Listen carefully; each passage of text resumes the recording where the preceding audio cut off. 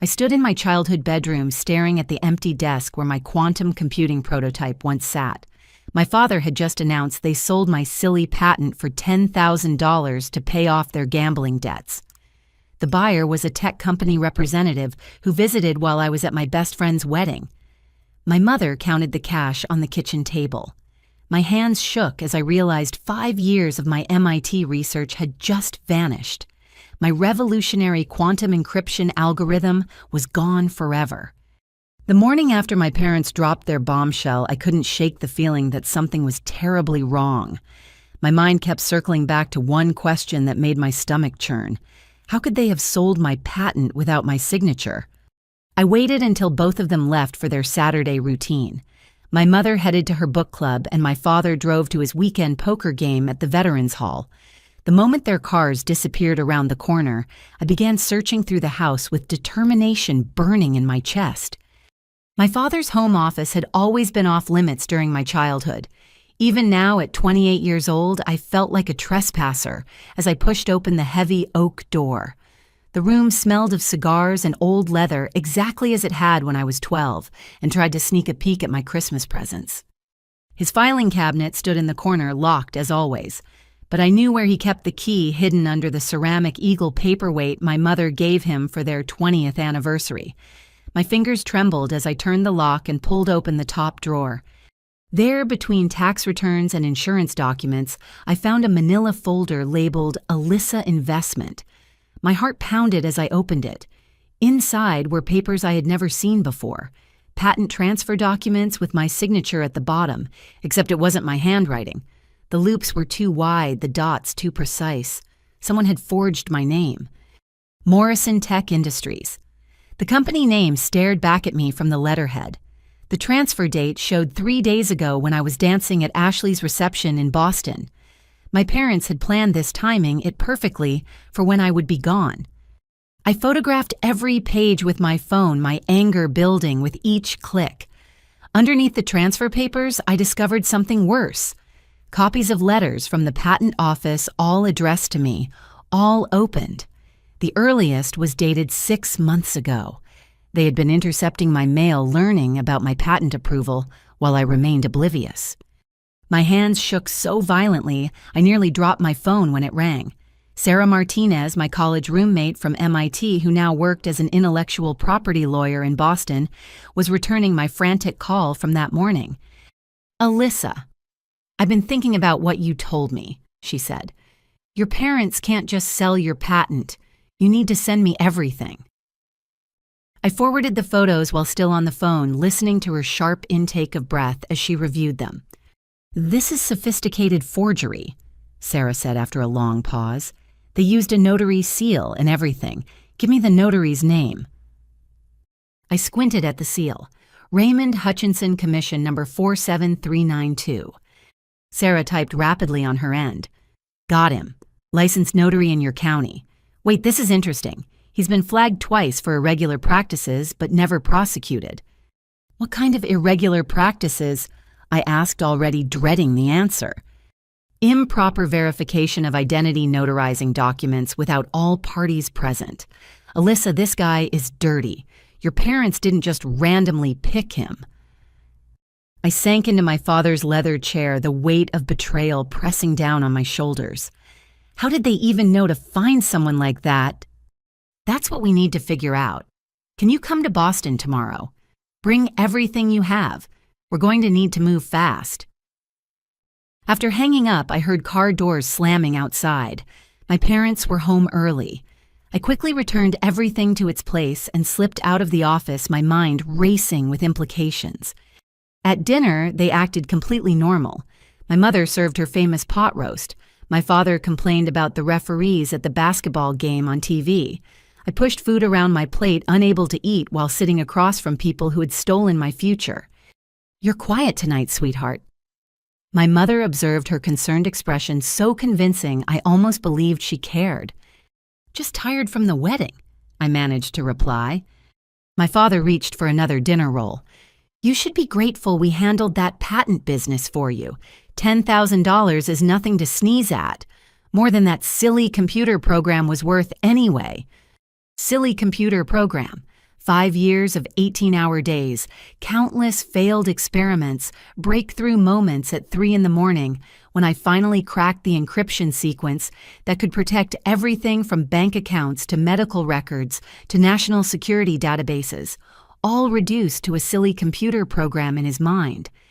How exactly did Morrison Tech even know about my patent? I asked, keeping my voice level. My parents exchanged a quick glance. My mother answered too quickly. They contacted us, said they were interested in local innovations. We thought it would be a nice surprise for you. A lie. Everything about her body language screamed deception. The way she couldn't meet my eyes, how her fingers fidgeted with her napkin, the slight pitch change in her voice. I'm driving to Boston tomorrow, I announced. Sarah wants to catch up. That's nice, dear. My mother said, relief evident in her voice. She thought I was letting this go. Later that night, I lay in my childhood bed staring at glow-in-the-dark stars I had placed on the ceiling when I was 10 and dreaming of becoming a scientist. Those dreams had carried me through MIT, through graduate school, through endless hours in the lab perfecting my algorithm. Now those same stars witnessed the betrayal by the two people who were supposed to protect those dreams. My phone buzzed with a text from Sarah. I did some digging. Morrison Tech filed a mass production patent application yesterday. They're already moving forward with your technology.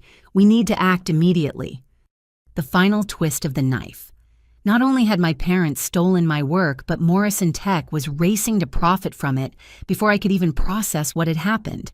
3 days. That's all it took for 5 years of my life to be packaged, sold, and pushed into production. I typed back a single word. Tomorrow. Sleep never came that night. Instead, I planned my next moves, knowing that by morning I would begin the fight to reclaim not just my patent, but my faith in the people who raised me. The little girl who placed those stars on the ceiling could never have imagined that her biggest obstacle wouldn't be the complexity of quantum mechanics, but the greed of her own parents. Sarah and I were deep in legal strategy at her Boston office when my phone rang with a number I hadn't seen in years. Grandmother Eleanor calling from Seattle. I almost didn't answer, but something made me pick up. Alyssa, darling, I'm at Logan Airport. Don't ask questions. Send me Sarah's office address. 2 hours later, my 74-year-old grandmother swept into the conference room wearing her trademark navy suit and pearls, looking like she'd stepped out of a boardroom rather than a cross-country flight. Her silver hair was perfectly coiled, her posture, military straight. She'd always been formidable, but I'd never seen her eyes hold such cold determination. I knew this day would come, she said, setting down a leather briefcase that looked older than me. Your parents learned nothing from what they did to Marcus. Sarah and I exchanged confused glances. Uncle Marcus had died when I was 8, a car accident, my parents always said. He'd been struggling with his restaurant business, depression, a tragic story we rarely discussed. Eleanor opened her briefcase with deliberate precision, pulling out folders organized with colored tabs. Your uncle didn't die in an accident, Alyssa. He took his own life after your parents destroyed his dreams. The room spun. I gripped the conference table for support. 20 years ago, Marcus developed a revolutionary fast casual dining concept, farm to table before it was trendy, with a supply chain model that would have made him millions. Eleanor's voice remained steady, but her knuckles whitened as she clutched a photograph of my uncle. Your parents convinced him to let them help with investors. Instead, they sold his business plan to a competitor for $50,000, told him it was worthless, that the buyer was doing them a favor, taking it off their hands. She slid a newspaper clipping across the table. That competitor built a chain of 200 restaurants using Marcus's exact model. When he realized his own sister and brother-in-law had betrayed him, he couldn't live with it. My throat constricted. The uncle I barely remembered, who used to sneak me extra cookies and tell me I could be anything I wanted, had been destroyed by the same people now destroying me. But there's more. Eleanor continued producing bank statements with highlighted entries. I hired a forensic accountant 5 years ago when I started suspecting something. Your parents have $300,000 spread across offshore accounts in the Cayman Islands and Belize. They cry poverty, manipulate family members' sympathy, then systematically steal from their own children. Sarah leaned forward, lawyer mode fully engaged. Mrs. Hamilton, this is extensive documentation. How long have you been investigating them? Since Alyssa got into MIT. Eleanor turned to me, her expression softening slightly. I knew you had Marcus's brilliance. I also knew your parents would eventually see dollar signs instead of their daughter. So I watched. I waited. I prepared. She pulled out a small digital recorder. 6 months of conversations about selling your patent.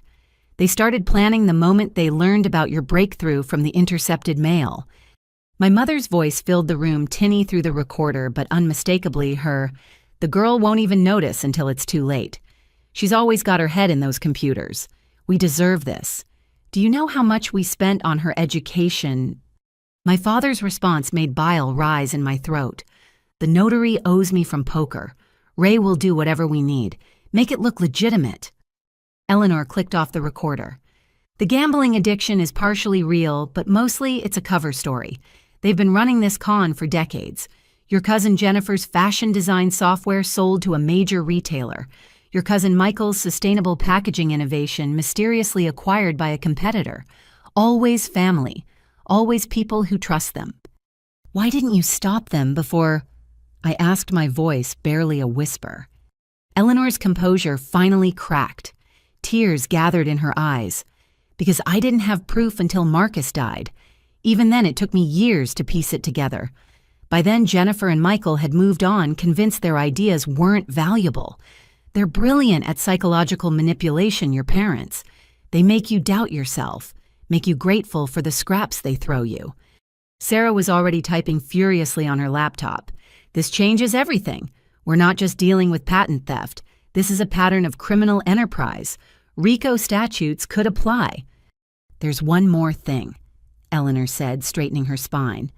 I've been in contact with other victims, not just family. Your parents expanded their operation 5 years ago. They target young inventors at local colleges, befriend them, offer to help. Always the same pattern.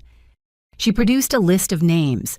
12 people, all under 30, all with revolutionary ideas in various fields. All mysteriously gave up on their dreams after meeting my parents. They're not just thieves, I said, the full horror dawning on me. They're dream killers.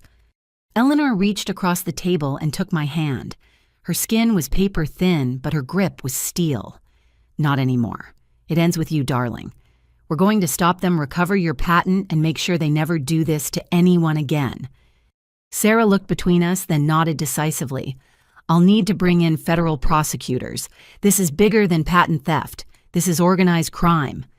As we strategized late into the evening, I thought about Uncle Marcus, about his dreams crushed by people he trusted, about all the innovations that never saw the light because my parents valued quick cash over family loyalty. Why now? I asked Eleanor as we prepared to leave. Why reveal all this now? She smiled sadly. Because you're stronger than Marcus was. Because you have Sarah. Because I'm old and tired of carrying these secrets. But mostly because your algorithm isn't just another invention. I may not understand quantum computing, but I understand impact. What you created will save lives, protect privacy, secure nations. I couldn't let them steal that from the world. We walked out of Sarah's office into the Boston twilight. Eleanor linked her arm through mine, and for the first time since discovering the forged documents, I didn't feel alone. Your parents will fight dirty, she warned as we waited for our cars. When cornered, they'll say anything, do anything. Are you prepared for that? I thought about the encryption algorithm that had consumed 5 years of my life, about the cancer patients whose medical records it would protect, about the human rights activists whose communications it would secure, about the financial systems it would guard against cyber attacks. They already took my trust, I said. They won't take my life's work. Eleanor squeezed my arm. That's my granddaughter. Marcus would be proud. As I drove back to face my parents armed with truth and evidence, I realized the scope of what lay ahead. This wasn't just about recovering a patent anymore. This was about ending a decades-long cycle of exploitation. The little girl who put stars on her ceiling had grown up to create technology that could change the world, and no amount of family betrayal would stop her from seeing that dream through. Sarah filed the emergency injunction at 8:30 Monday morning.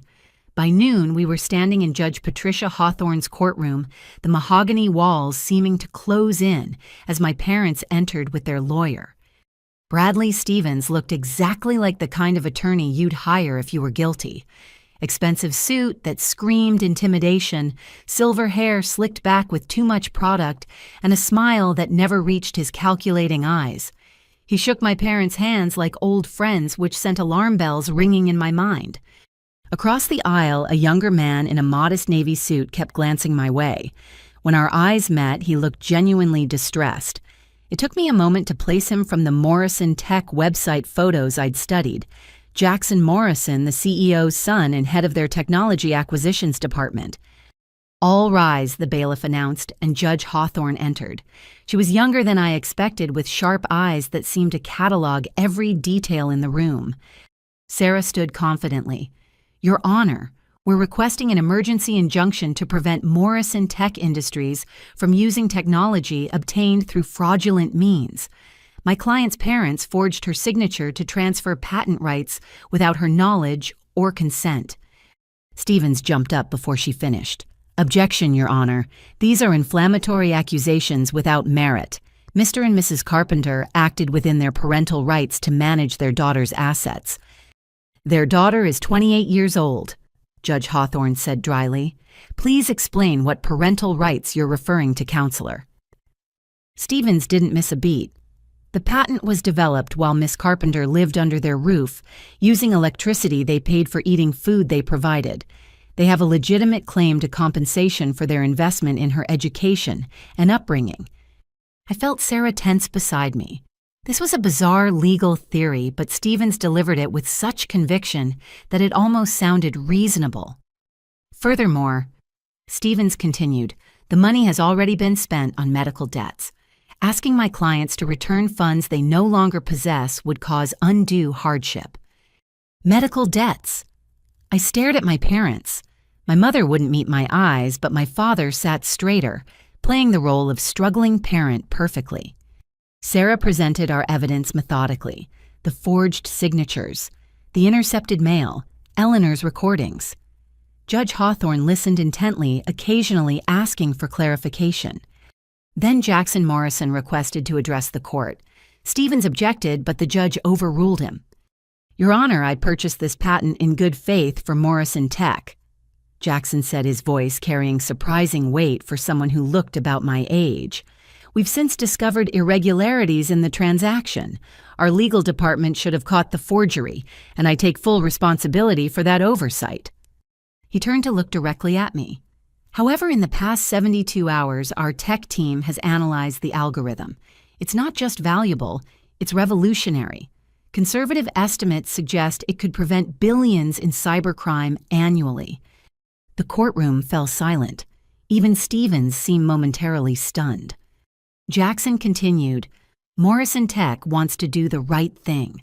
We support the injunction and are willing to cooperate fully in returning the patent to its rightful owner." Judge Hawthorne nodded approvingly. "Refreshing honesty, Mr. Morrison. The court grants the temporary injunction.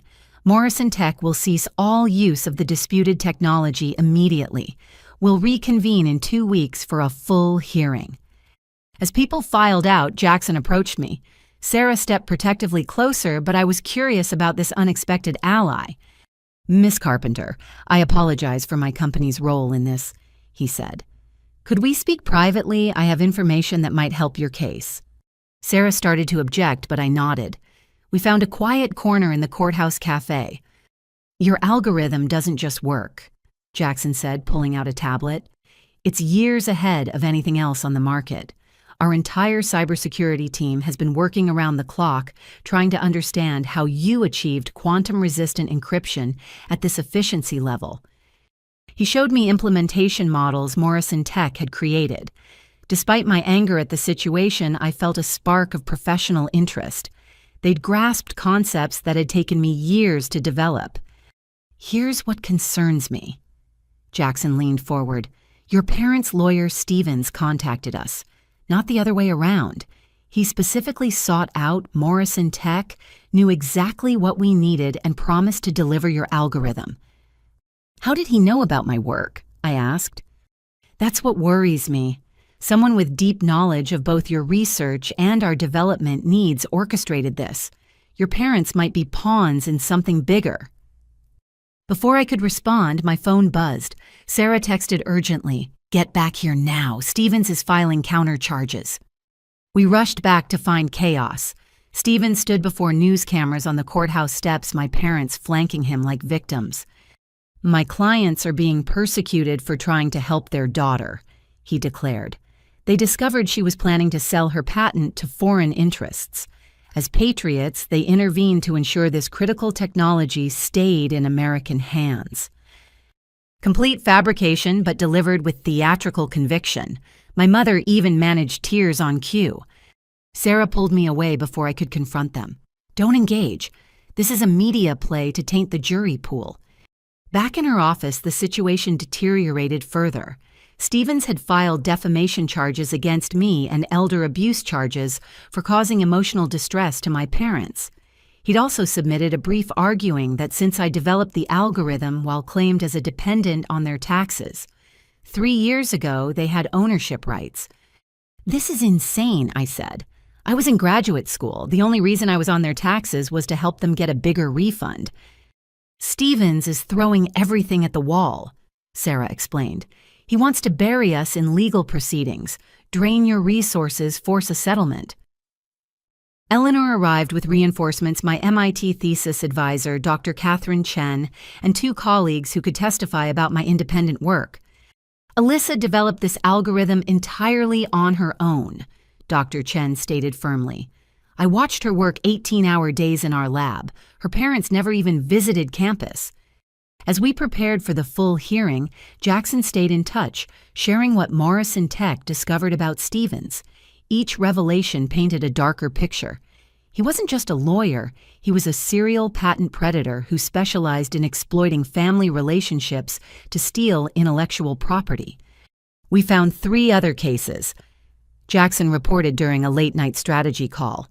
Young inventors' family disputes patents somehow ending up with tech companies. Stevens represented the family members each time. What happened to the inventors? I asked, dreading the answer. One gave up tech, entirely teaches high school now. Another had a breakdown, spent time in psychiatric care. The third, Jackson paused, the third died in a hiking accident 2 months after losing her patent. Suspicious circumstances never fully investigated.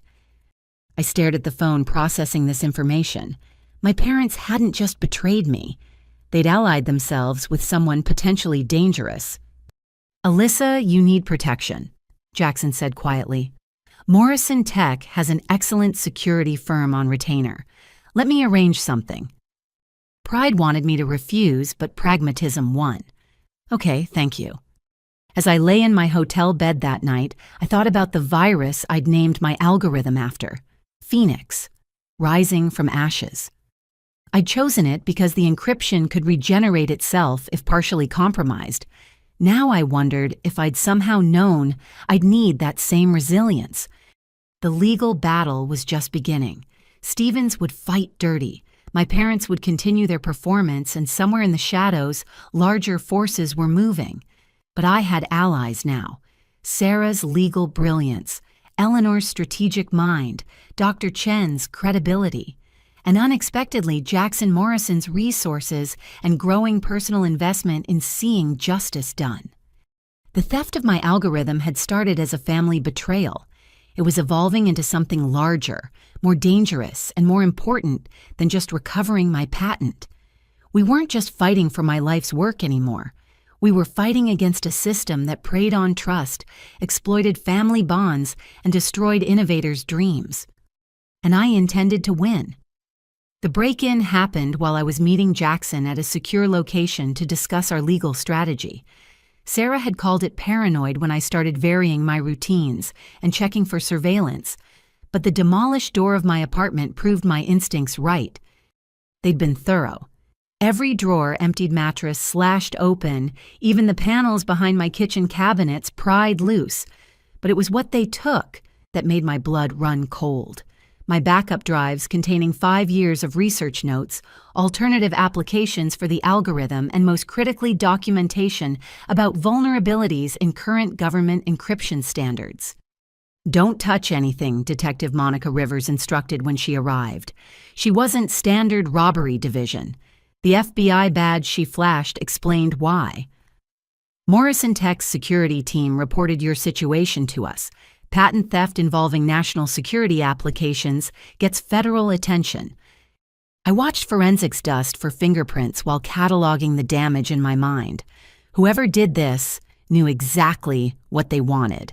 They'd ignored my jewelry, the emergency cash in my freezer, even the high-end electronics. Only items related to my research were taken. "The security footage is interesting," Detective Rivers said, showing me grainy video on her tablet. 2 men in maintenance uniforms and masks had entered using a sophisticated electronic lockpick. Professional, efficient, in and out in 12 minutes. "Miss Carpenter, is there anywhere safe you can stay?" she asked. Eleanor answered from the doorway, having arrived with her own security detail. "She's coming home with me." That night in Eleanor's fortified Seattle mansion, we made a disturbing discovery. Sarah had been investigating Bradley Stevens' background and uncovered a pattern that made my situation look like part of something much larger. "Stevens doesn't just steal patents," Sarah explained over encrypted video call. "He's connected to an international network that targets emerging technology. Look at these shell companies." She shared her screen showing a web of corporate entities across 5 countries, all linked back to Stevens through hidden partnerships and offshore accounts. Each company specialized in acquiring and reselling stolen intellectual property to the highest bidder. "Your algorithm is different, though," Sarah continued. "The FBI contacted me after your break-in. They've been tracking suspicious activity around quantum encryption research. 3 other researchers have had similar experiences. Harassment break-ins, family members suddenly trying to claim ownership of their work." Jackson's face appeared in another window of our video conference. Behind him, I could see Morrison Tech's security center. "My team found something worse. That stolen laptop from your apartment. It's already been activated. Someone's using your research notes to attempt unauthorized access to defense contractor databases." My stomach dropped. Those notes contained theoretical applications I'd never published, including potential vulnerabilities in existing systems I discovered while developing countermeasures. In the wrong hands, they could compromise national security. "We need to accelerate everything," Eleanor said with military precision. "This isn't just about recovering Alyssa's patent anymore. Stevens and whoever he's working with are planning something bigger." Over the next 48 hours, our investigation exploded in scope. Jackson's security team worked with the FBI to track the stolen laptop's digital footprint. Each new discovery painted a more alarming picture. The laptop had connected to servers in Eastern Europe attempting to probe Pentagon contractors using theoretical exploits I documented. Whoever was using it understood enough about my work to weaponize my defensive research into offensive capabilities. "They're not just stealing your algorithm," Agent Diana Foster explained when she took over the case. "They're trying to use your research to break into systems before your encryption can be implemented to stop them." My parents, meanwhile, had lawyered up completely. Stevens moved them to a safe house, claiming I posed a threat to their safety. The media painted me alternately as an ungrateful daughter or a naive genius who didn't understand the implications of her own work. Then Jackson found the smoking gun. Hidden in Morrison Tech's communication logs from the initial patent purchase was an email Stevens had sent to an unnamed recipient. "The Carpenter algorithm acquired. Phase 1 complete. Awaiting instructions for deployment." "Deployment?" I asked during our emergency strategy meeting. "He's talking about my work like it's a weapon." Agent Foster's expression was grim. "Because to certain parties it is. Your encryption could lock out foreign intelligence services from critical infrastructure, worth billions to some governments to prevent that from happening." The implications hit me like a physical blow. My parents hadn't just sold my patent for gambling debts. They'd been manipulated into feeding my life's work to international cybercriminals who wanted to use it before America could implement defenses. Eleanor's security team intercepted an encrypted communication that night. Stevens was planning to meet with unknown parties at a warehouse in Portland in 72 hours. The message referenced concluding the Carpenter acquisition and ensuring no further development. "That sounds like a threat," Jackson said quietly. We'd grown closer through the crisis, professional respect, evolving into something deeper during long nights, piecing together the conspiracy around us. Agent Foster agreed. "We're putting you in protective custody, Miss Carpenter. Stevens has connections we're still uncovering. Until we know the full scope, you're not safe." But I'd spent 5 years developing the most sophisticated encryption system in existence. I wasn't going to hide while criminals perverted my work. "No," I said firmly. "We're going to that meeting. We're going to find out who's behind this, and we're going to stop them." The room erupted in objections, but Eleanor's voice cut through. "She's right. Hiding won't end this. They'll keep coming for her knowledge, her future work. We need to cut the head off the snake." As plans formed around me, I thought about the twist my life had taken.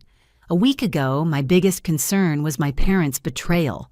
Now I was at the center of an international conspiracy that threatened national security. My algorithm designed to protect privacy and secure communications for legitimate purposes had become a tool in a cyber warfare chess game I was only beginning to understand. The stolen laptop pinged on our tracking system again. This time it was attempting to access Federal Reserve banking protocols using an exploit I'd theorized but never fully developed. They were accelerating their timeline, getting desperate or greedy. "There's something else," Jackson said privately after the meeting. "Morrison Tech's board wants to offer you a position, full resources to implement your algorithm correctly, plus develop new security measures. After this is over, of course." I looked at him, seeing past the corporate offer to the personal concern in his eyes. "After this is over," I repeated, wondering if it would ever truly end. Stevens had made one crucial mistake. He'd assumed that stealing my past work was enough. He didn't realize that the mind that created that algorithm was already working on countermeasures, ways to trap and expose anyone misusing my research. As we prepared for the dangerous confrontation ahead, I made a silent promise. They'd stolen my trust, my work, and tried to steal my future. But they'd also given me something valuable, a clear view of how my innovations could be corrupted and the determination to stop it from happening. The girl who put stars on her ceiling had dreamed of using science to make the world better. That dream had evolved into something harder, more complex. But it was still my dream, and I would fight anyone who tried to corrupt it. The algorithm they stole was called Phoenix for a reason. It was time to rise from these ashes. The FBI agents arrived at Eleanor's estate at 6 in the morning, their black SUVs pulling through the security gates with practiced efficiency. Agent Diana Foster led the team, her expression grave, as she presented her credentials to Eleanor's security chief. "Miss Carpenter, we need to talk," she said. Once we were seated in Eleanor's study, the room swept for listening devices by her technical team. "The situation has escalated beyond what we initially understood." She placed a tablet on the coffee table showing surveillance footage from various locations. "Your stolen laptop has been used in attacks on 3 defense contractors in the past 12 hours. Whoever has it is accelerating their timeline. They're trying to extract maximum value before we can stop them." Jackson appeared on the secure video link from Morrison Tech's headquarters. Behind him, his entire cybersecurity team worked frantically at their stations. "Agent Foster, we've detected something else. The attacks aren't random. They're specifically targeting companies working on quantum computing infrastructure. Someone's trying to steal complementary technologies to pair with Alyssa's algorithm." The pieces clicked together in my mind with horrifying clarity. They're not just stealing my work. They're trying to corner the entire quantum encryption market before it officially exists. Agent Foster nodded grimly. "Which brings us to Bradley Stevens. We've uncovered his connection to an international syndicate specializing in technological theft. They call themselves the Innovation Liberation Front, but don't let the name fool you. They're cyber criminals who've stolen billions in intellectual property over the past decade. She pulled up a complex organizational chart. Stevens sat in the middle, connected to nodes across 12 countries. Each node represented stolen technology that had mysteriously appeared in competing markets months after disappearing from legitimate inventors. Your parents, Miss Carpenter, were specifically targeted, Foster continued. Stevens has psychologists who profile families of inventors looking for vulnerabilities, gambling addiction, financial pressure, resentment. Your parents checked every box. My throat tightened. As much as I hated what they'd done, learning they'd been manipulated by professionals made it worse somehow. They were greedy and weak, but they'd also been played by experts. Eleanor leaned forward. How deep are they in this? Deeper than they realize, Foster replied. Stevens promised them $500,000, not the $10,000 they received. He's stringing them along, making them accomplices. The more involved they become, the less likely they are to cooperate with authorities. Sarah's voice crackled through the speaker. I've been reviewing Stevens' other cases. He uses the same pattern. Small initial payment promises of more gradually involving family members in criminal activity until they can't back out without implicating themselves. My parents might be victims, I said slowly, but they still chose to betray me. Where are they now? Foster pulled up another file. Stevens has them in a property outside Portland. Our surveillance shows increased activity there. Armed guards, signal jammers, the works. We believe he's preparing for something significant. Jackson's team suddenly erupted in activity behind him. Agent Foster, Alyssa, you need to see this. Someone just used the stolen laptop to successfully breach a NATO communications satellite using a vulnerability Alyssa theorized in her notes. My blood ran cold. That vulnerability was something I discovered accidentally while stress testing my encryption. I documented it, planning to report it through proper channels once my patent was secured. Now it was being weaponized. They're not just criminals, I said. They're selling to hostile governments. My algorithm in the wrong hands could compromise global communications. Foster stood her team mobilizing around her. Which is why we're moving now. Stevens scheduled a meeting tomorrow night, but we can't wait. We have authorization for immediate action. I'm coming with you, I said. Absolutely not, Foster responded immediately. This is a federal operation. You're a civilian. Eleanor surprised everyone by supporting me. She knows her algorithm better than anyone. If they've modified it or found applications she hasn't considered, you'll need her expertise. The argument continued for 20 minutes before Foster's phone rang. She stepped away, her face paling as she listened. When she returned, her expression had shifted from protective to urgent. That was Homeland Security. The breached satellite just went dark. NATO's scrambling backup communications, but whoever did this now has access to encrypted military channels from the past 6 months. We need your help, Miss Carpenter. The next hours blurred together in preparation. I worked with Foster's tech team, teaching them markers to identify my algorithm's use and potential countermeasures I'd developed but never implemented. Jackson coordinated with Morrison Tech's resources, turning their corporate security into an auxiliary support unit. Then my phone rang, my mother's number. Don't answer, Foster warned, but I'd already accepted the call. Alyssa, sweetheart. My mother's voice trembled. I'm so sorry. We didn't know. Stevens, he's not what he seemed. He has men with guns. Your father tried to leave and they wouldn't let him. Please, we need help. Stevens' voice replaced hers, smooth and threatening. Touching family reunion. Hello, Miss Carpenter. I believe you've been looking for me. Let them go, I said. This is between us. Oh, but they're such useful leverage. Your algorithm is impressive, but I know you've developed improvements. Next generation applications. I want everything or your parents learn what happens when they outlive their usefulness. Foster's team traced the call, pinpointing the location to an industrial complex 40 miles away. different from the Portland location we'd been monitoring. Stevens had multiple sites. "You have 6 hours," Stevens continued. "Come alone with all your research, or I start sending pieces of your father to you, beginning with the fingers that signed your patent over to me." The line went dead. The room exploded into activity. Foster called in additional teams while Eleanor's security coordinated with local law enforcement. Jackson caught my eye through the video feed, his concern evident even through pixels. "He's desperate," Foster analyzed. "The satellite breach will bring international heat. He needs to finish this and disappear." "He wants me to come alone," I said. "Obviously a trap, but we can use that." "We're not sending you in there," Foster said firmly. Eleanor spoke up. "No, but we can make him think we are. Alyssa's right. This is our chance to end it."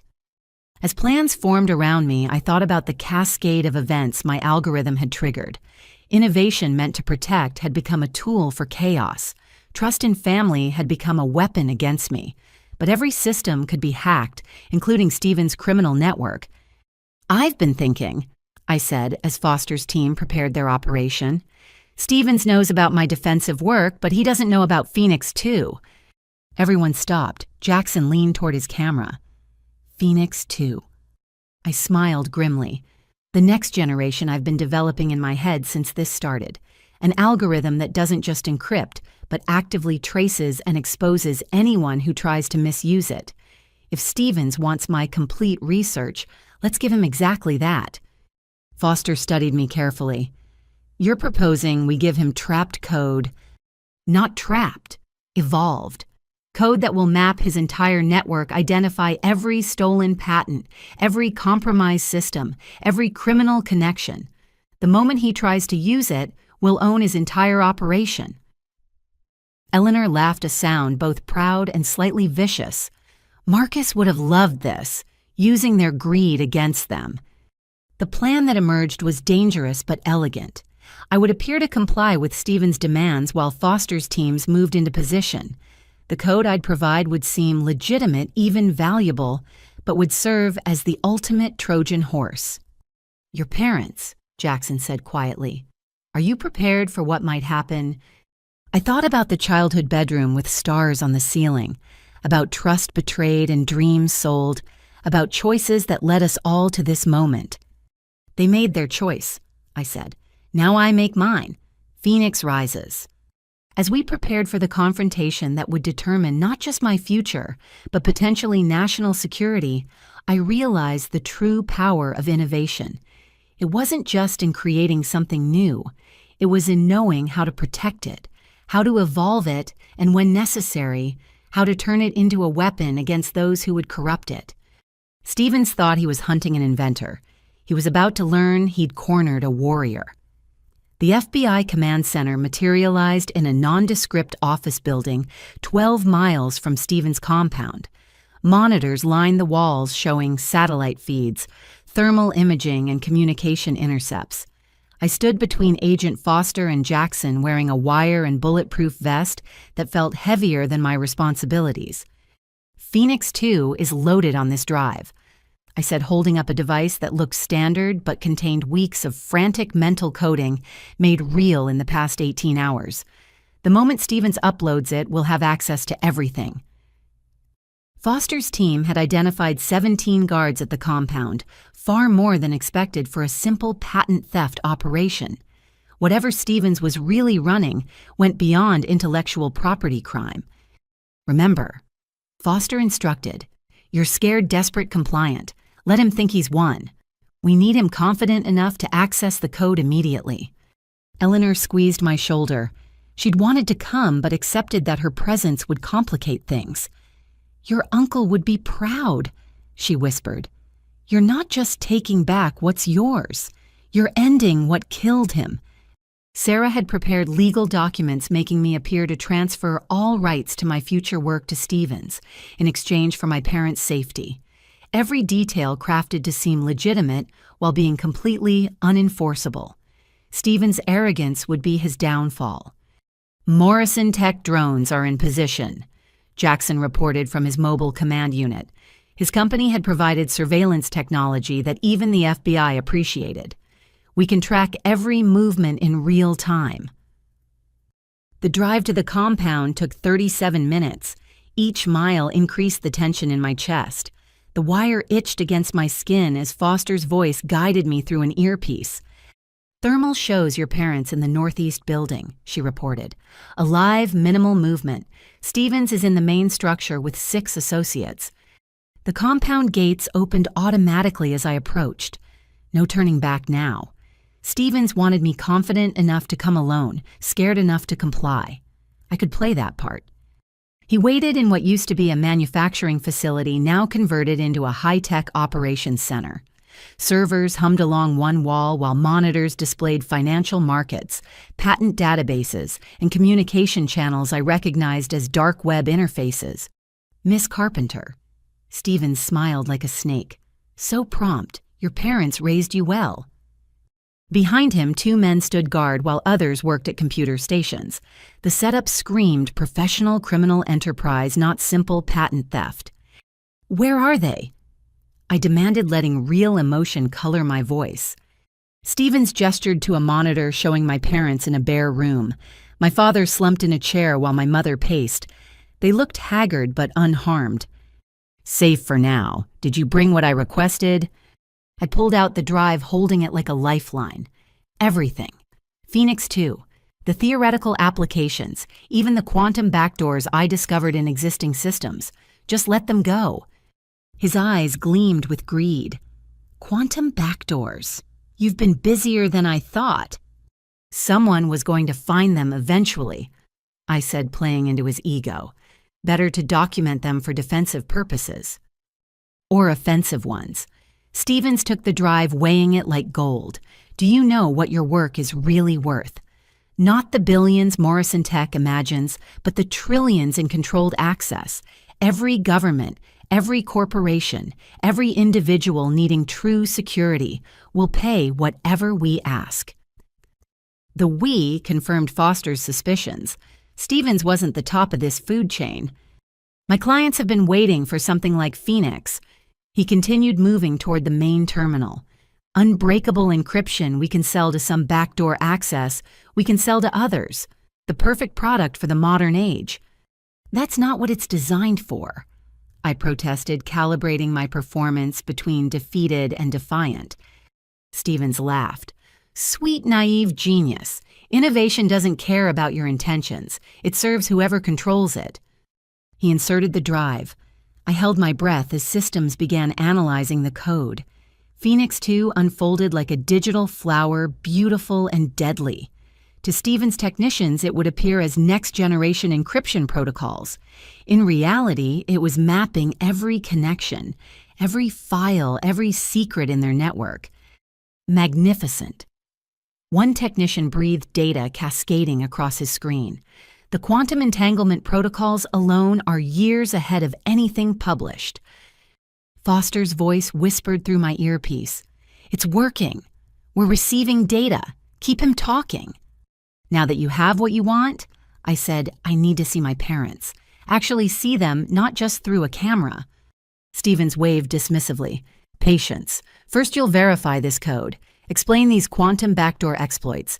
My clients will want demonstrations." I moved to the terminal, seeing Phoenix 2 spreading through their systems like digital wildfire. Every illegal transaction, every stolen patent, every government contact cascaded into FBI servers miles away. Stevens had built an empire of theft, and my algorithm was documenting every brick. This section here, I pointed to complex code, exploits the mathematical uncertainty in quantum key distribution. Most systems compensate incorrectly, leaving a gap. "Show me," Stevens demanded.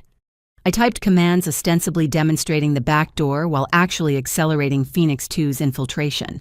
On screen, I accessed a test system, but in reality, my code was breaking into Stevens' own encrypted files. "Brilliant," Stevens murmured. Then his phone rang. His expression shifted from smug to concerned as he listened. "What do you mean, the satellite's back online?" Foster had timed it perfectly.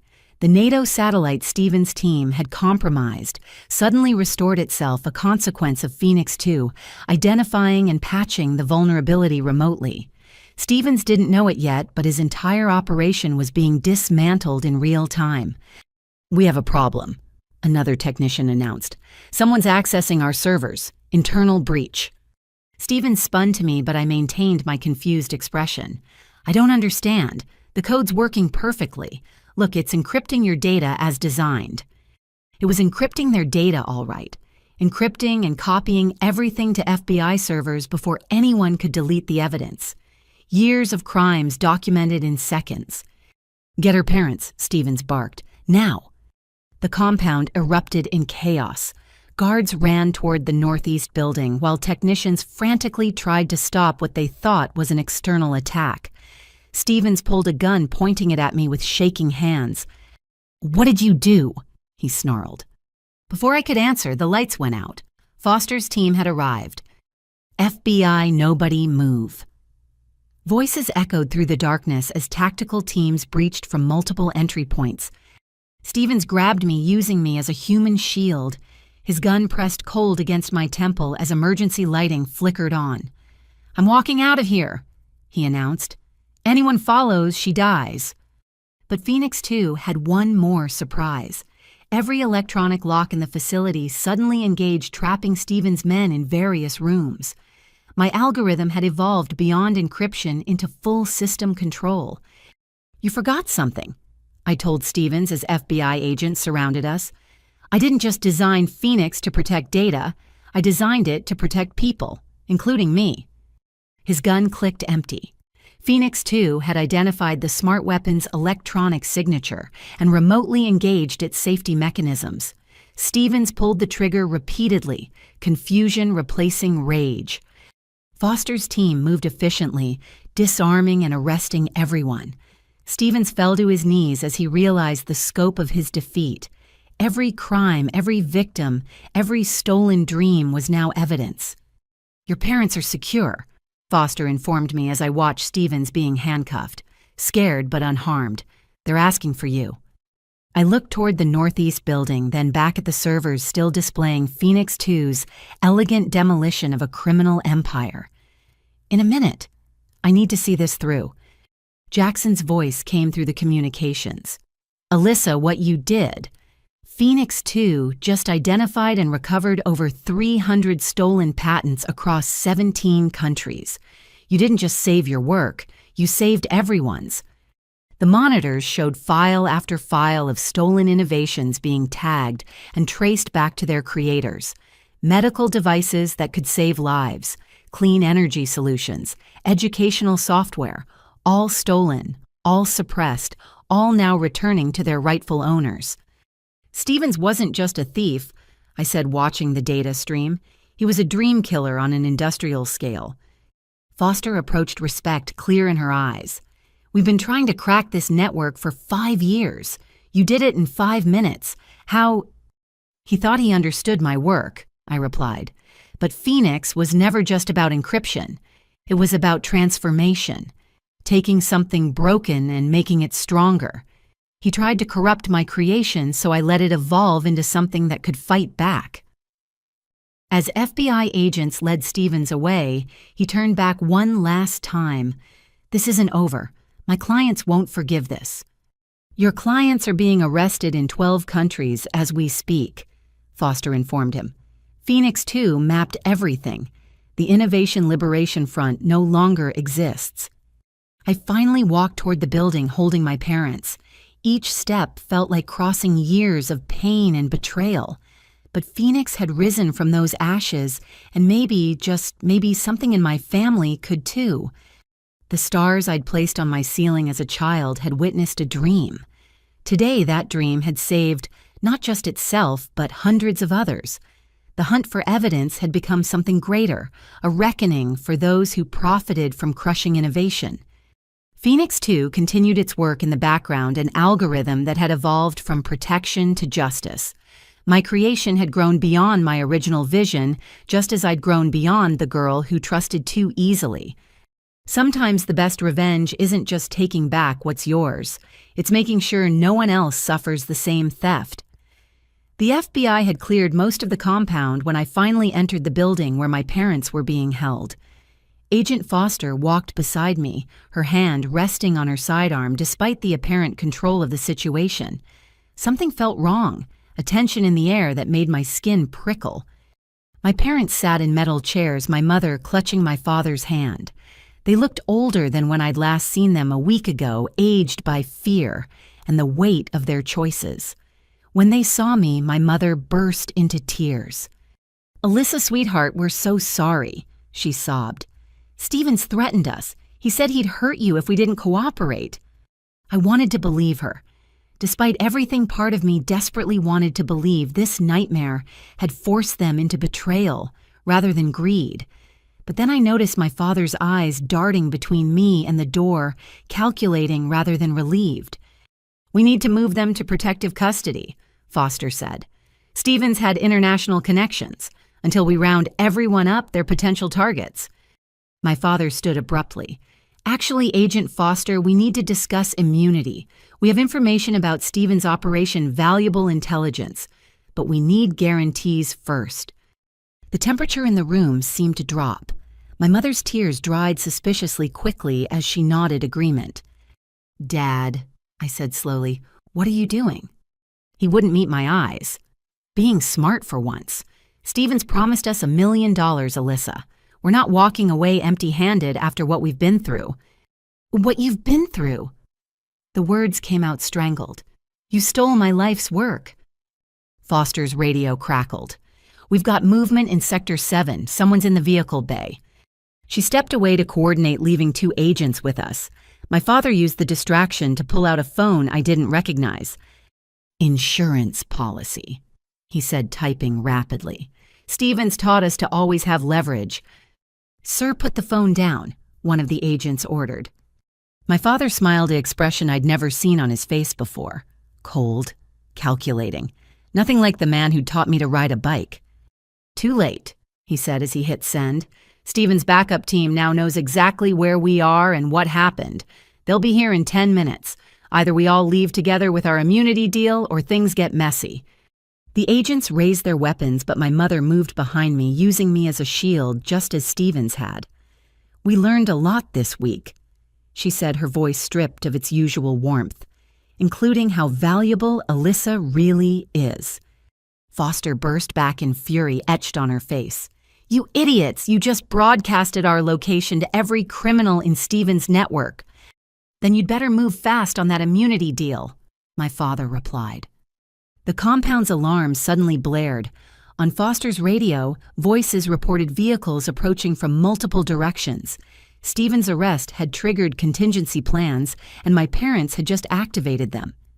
"Evacuation protocol now," Foster commanded. "Get them to the transport." As agents hustled us toward armored vehicles, my father grabbed my arm. "You think we're monsters, but we're just practical.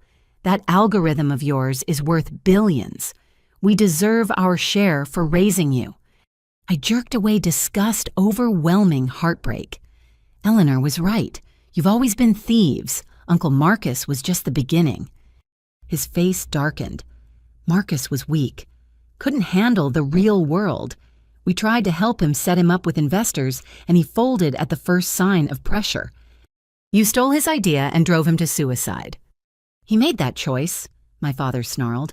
Just like you chose to hoard your success instead of sharing with family.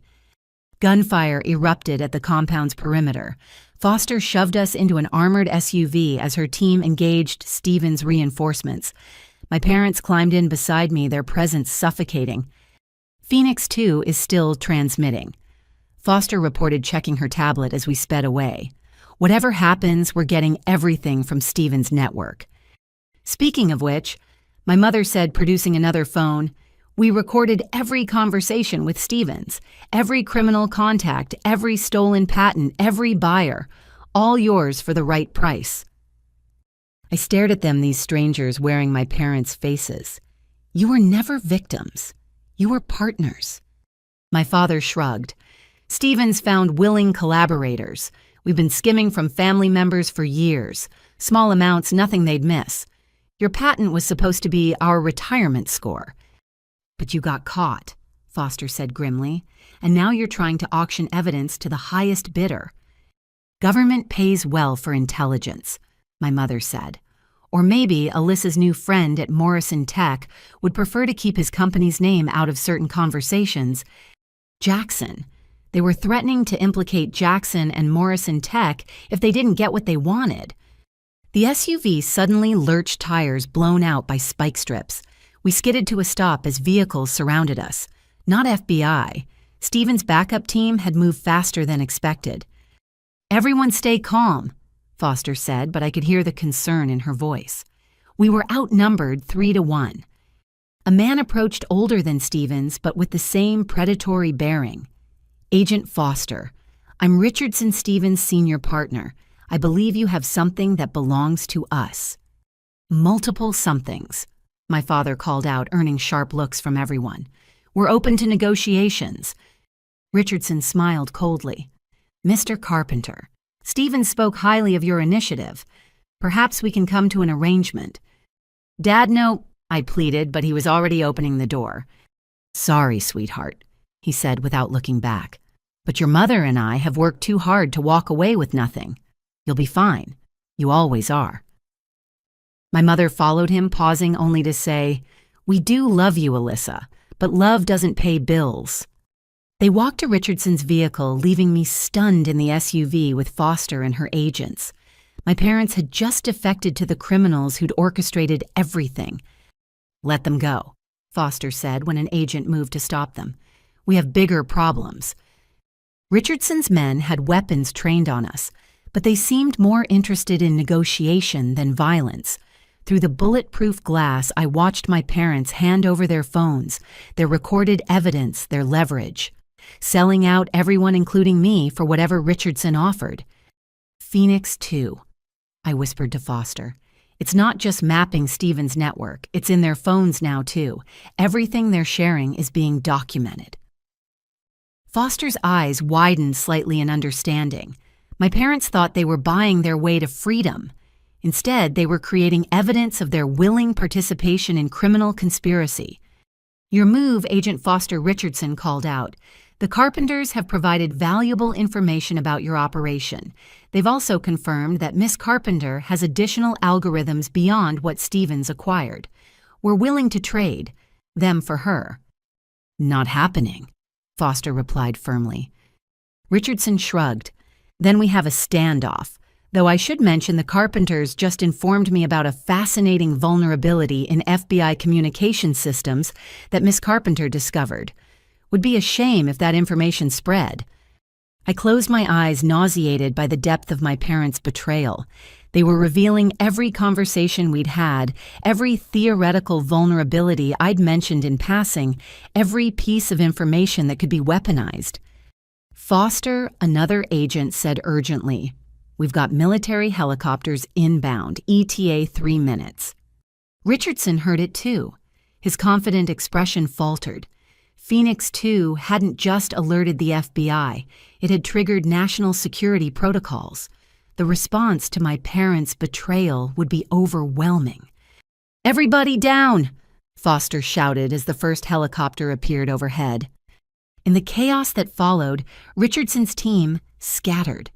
Military units deployed with precision, overwhelming the criminals who'd thought they had the upper hand. My parents, standing in the middle of the firefight, looked around in bewilderment as their grand betrayal collapsed around them. When the dust settled, Richardson was in custody alongside 12 of his men. My parents sat on the ground in handcuffs, their dreams of wealth evaporating as Foster read them their rights. You recorded everything, my father said, staring at me with dawning comprehension. The phones, the conversations. You knew we'd betray you. No, I replied, my voice steady despite the tears on my cheeks. I hoped you wouldn't. But Phoenix 2 evolves to handle any threat, even the ones that hurt the most. As military personnel secured the scene, I realized the true depth of what had just happened. My parents hadn't just betrayed me once in desperation. They'd been willing to do it again and again to anyone who offered enough money. The people who'd raised me were gone if they'd ever truly existed. But their final betrayal had also exposed the last of Stephen's network. Every contact, every backup plan, every hidden asset. My parents' greed had ultimately served justice, though not in the way they'd intended. Phoenix had risen from the ashes of my stolen algorithm. Now it would rise from the ashes of my family, too, stronger, wiser, and forever changed. Foster's command center had transformed into a war room. Screens displayed countdown timers, flight manifests, and satellite imagery of airports across 3 countries. Stephen's senior partner, Richardson, now in custody, had revealed the terrifying scope of what we faced in less than 48 hours. The stolen patents and military vulnerabilities would be auctioned to the highest bidders in an underground tech summit in Dubai. We've identified buyers from 7 hostile nations. Foster briefed the assembled team. If this technology transfer happens, we're looking at a fundamental shift in global cyber warfare capabilities. I stood before a whiteboard mapping out Phoenix 2's evolution. During the chaos with my parents, my algorithm had discovered something extraordinary in Stephen's servers. They'd stolen not just my work, but fragments of compatible technologies from dozens of inventors worldwide. Alone, each was valuable. Together, they could form something devastating. They're trying to create a master key, I explained. My encryption algorithm combined with Zhang's biometric authentication, Petrov's satellite protocols, and a dozen other innovations. In the wrong hands, it could break into any system on Earth. Jackson's face filled one monitor, Morrison Tech's resources fully committed to our mission. Behind him, his entire cybersecurity team worked alongside FBI technicians. We've tracked the physical servers to an underground facility in Nevada, old military base bought through shell companies. They're planning to demonstrate the combined technology live during the auction. Can't we just cut their internet? Someone suggested.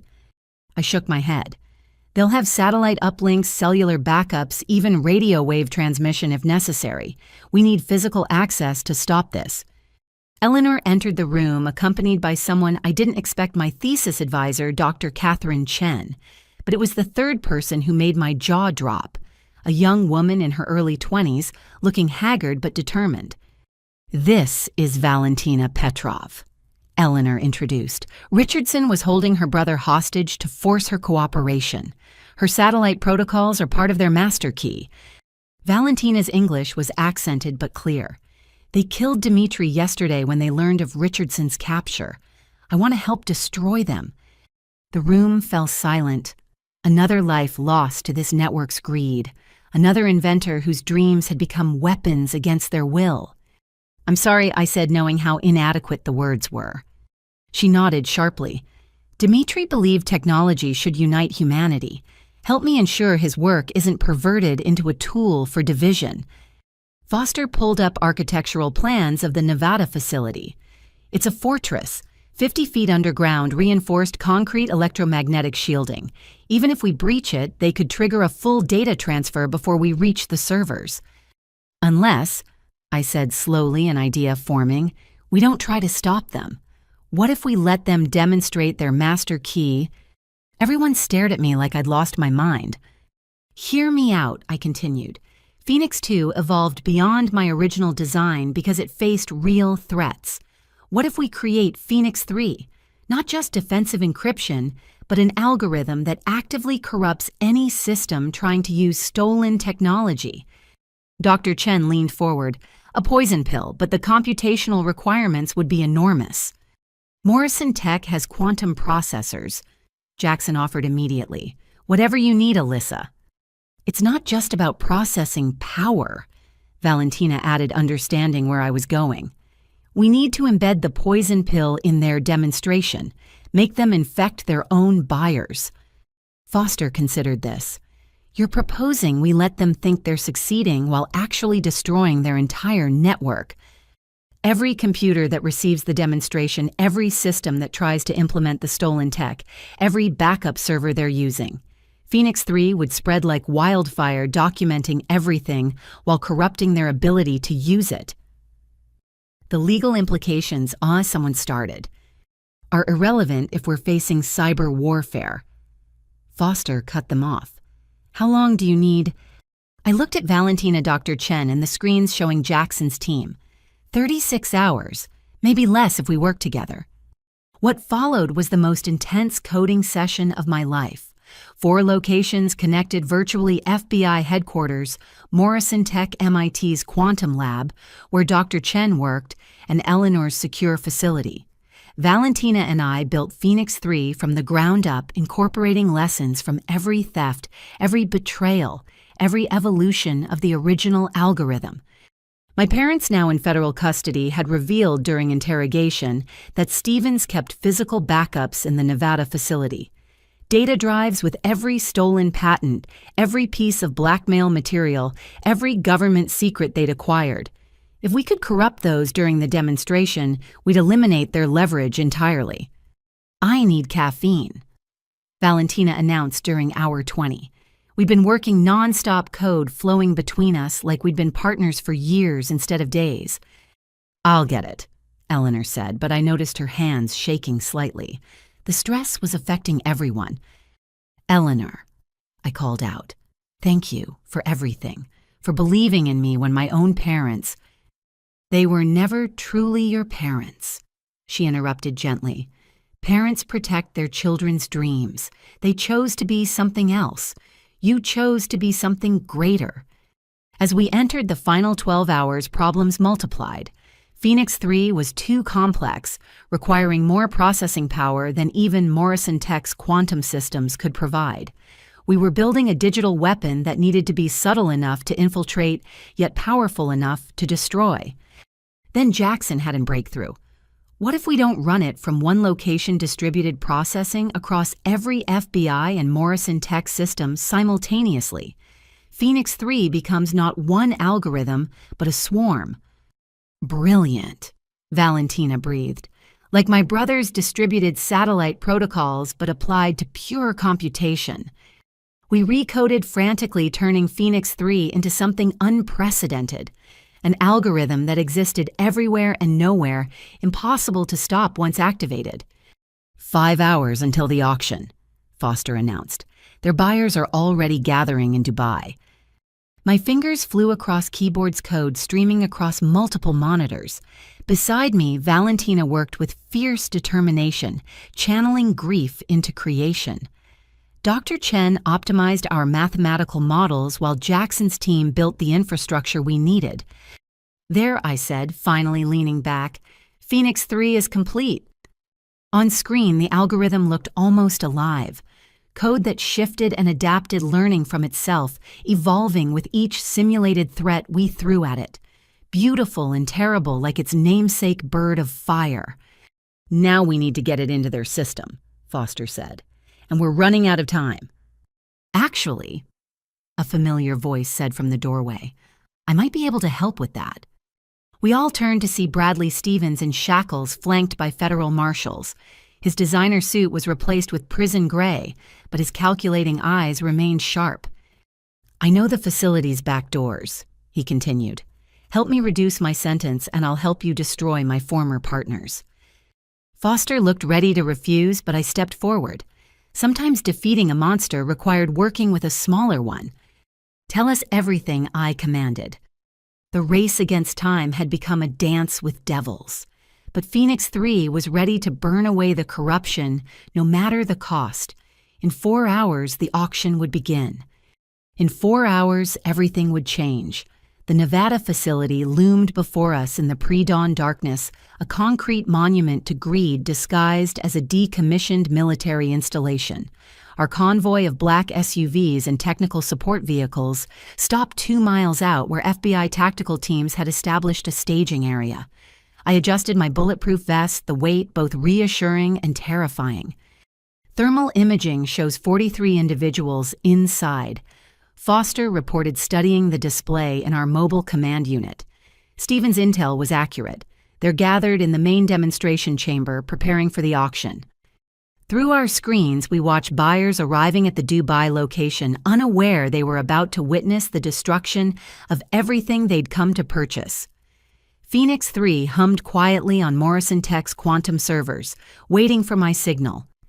Jackson coordinated from a secondary command vehicle, his team ready to provide technical support.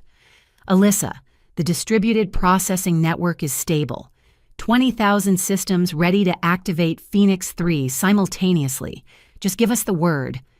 Valentina checked her equipment one final time. She'd insisted on joining the tactical team determined to see her brother's work protected. The poison pill is embedded in their demonstration files. The moment they showcase the Master Key's capabilities, Phoenix 3 deploys. Stevens, under heavy guard, pointed to facility schematics. The main server room is sub-level 3, but they'll have backups in the secure vault. Physical drives with everything.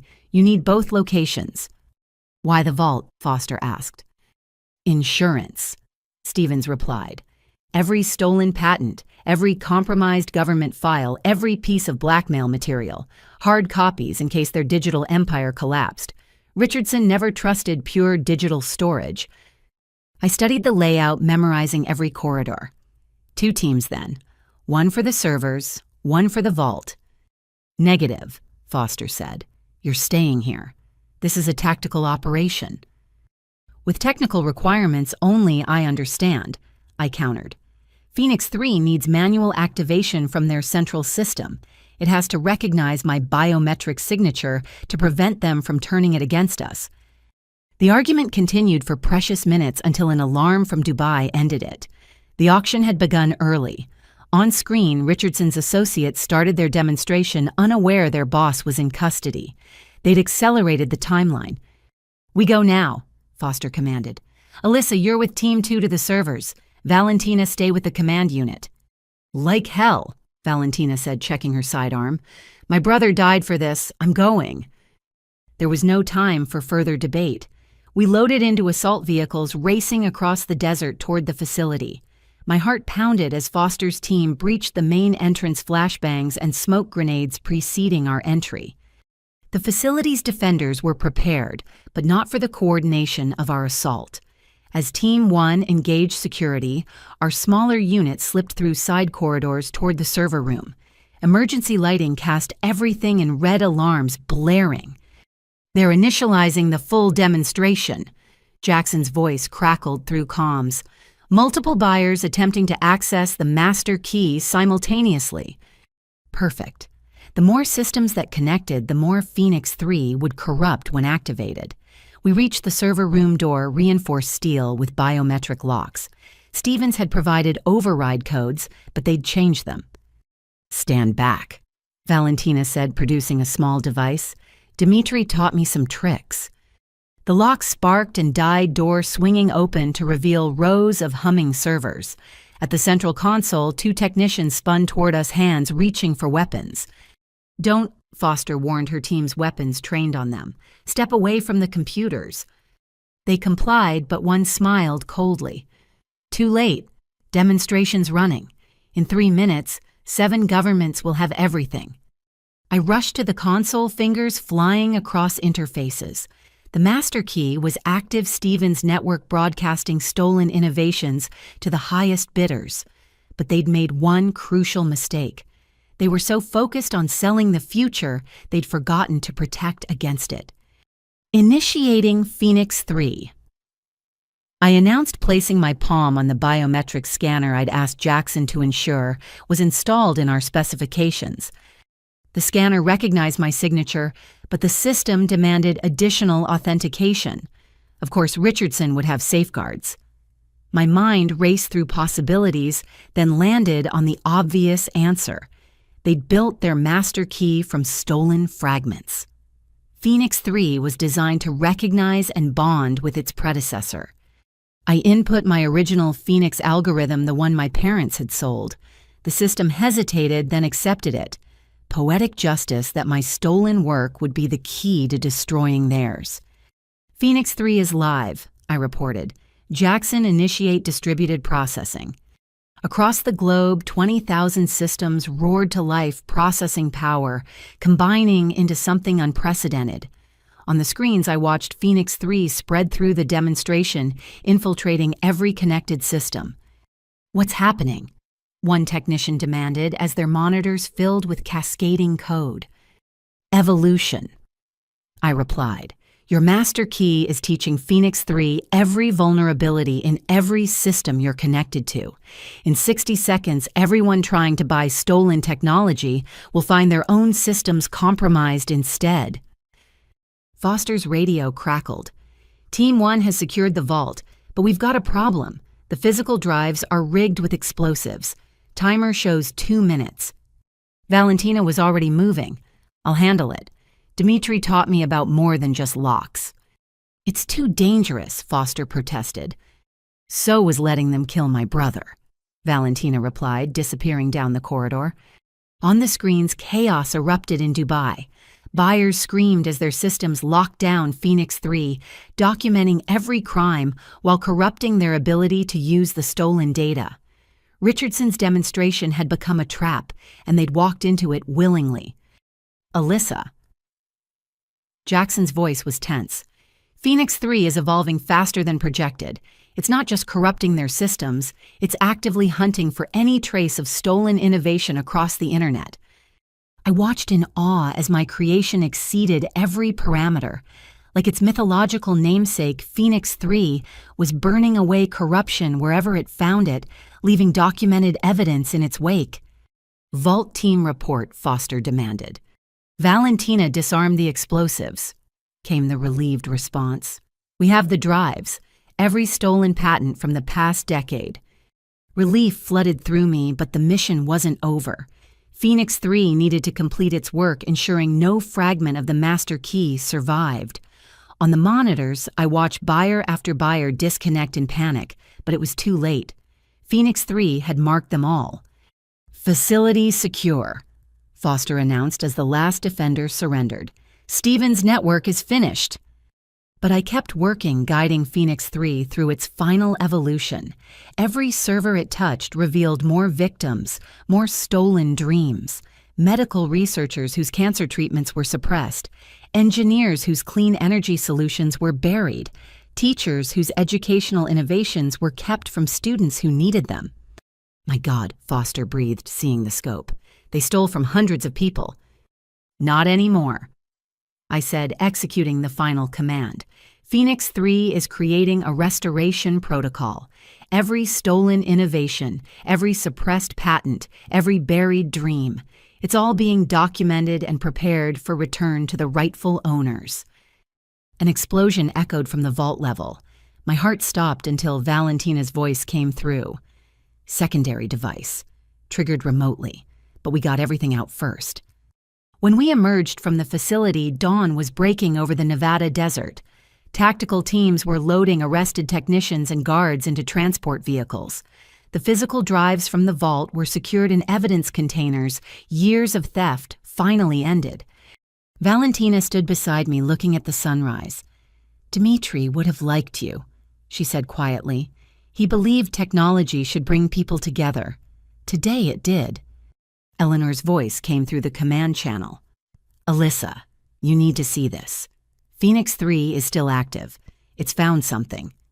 Back at the command vehicle, monitors showed Phoenix 3's continued evolution. It had discovered a final server hidden deeper than the others. As it cracked, the encryption documents flooded our screens. Not stolen patents this time, but records of what had happened to inventors who'd fought back.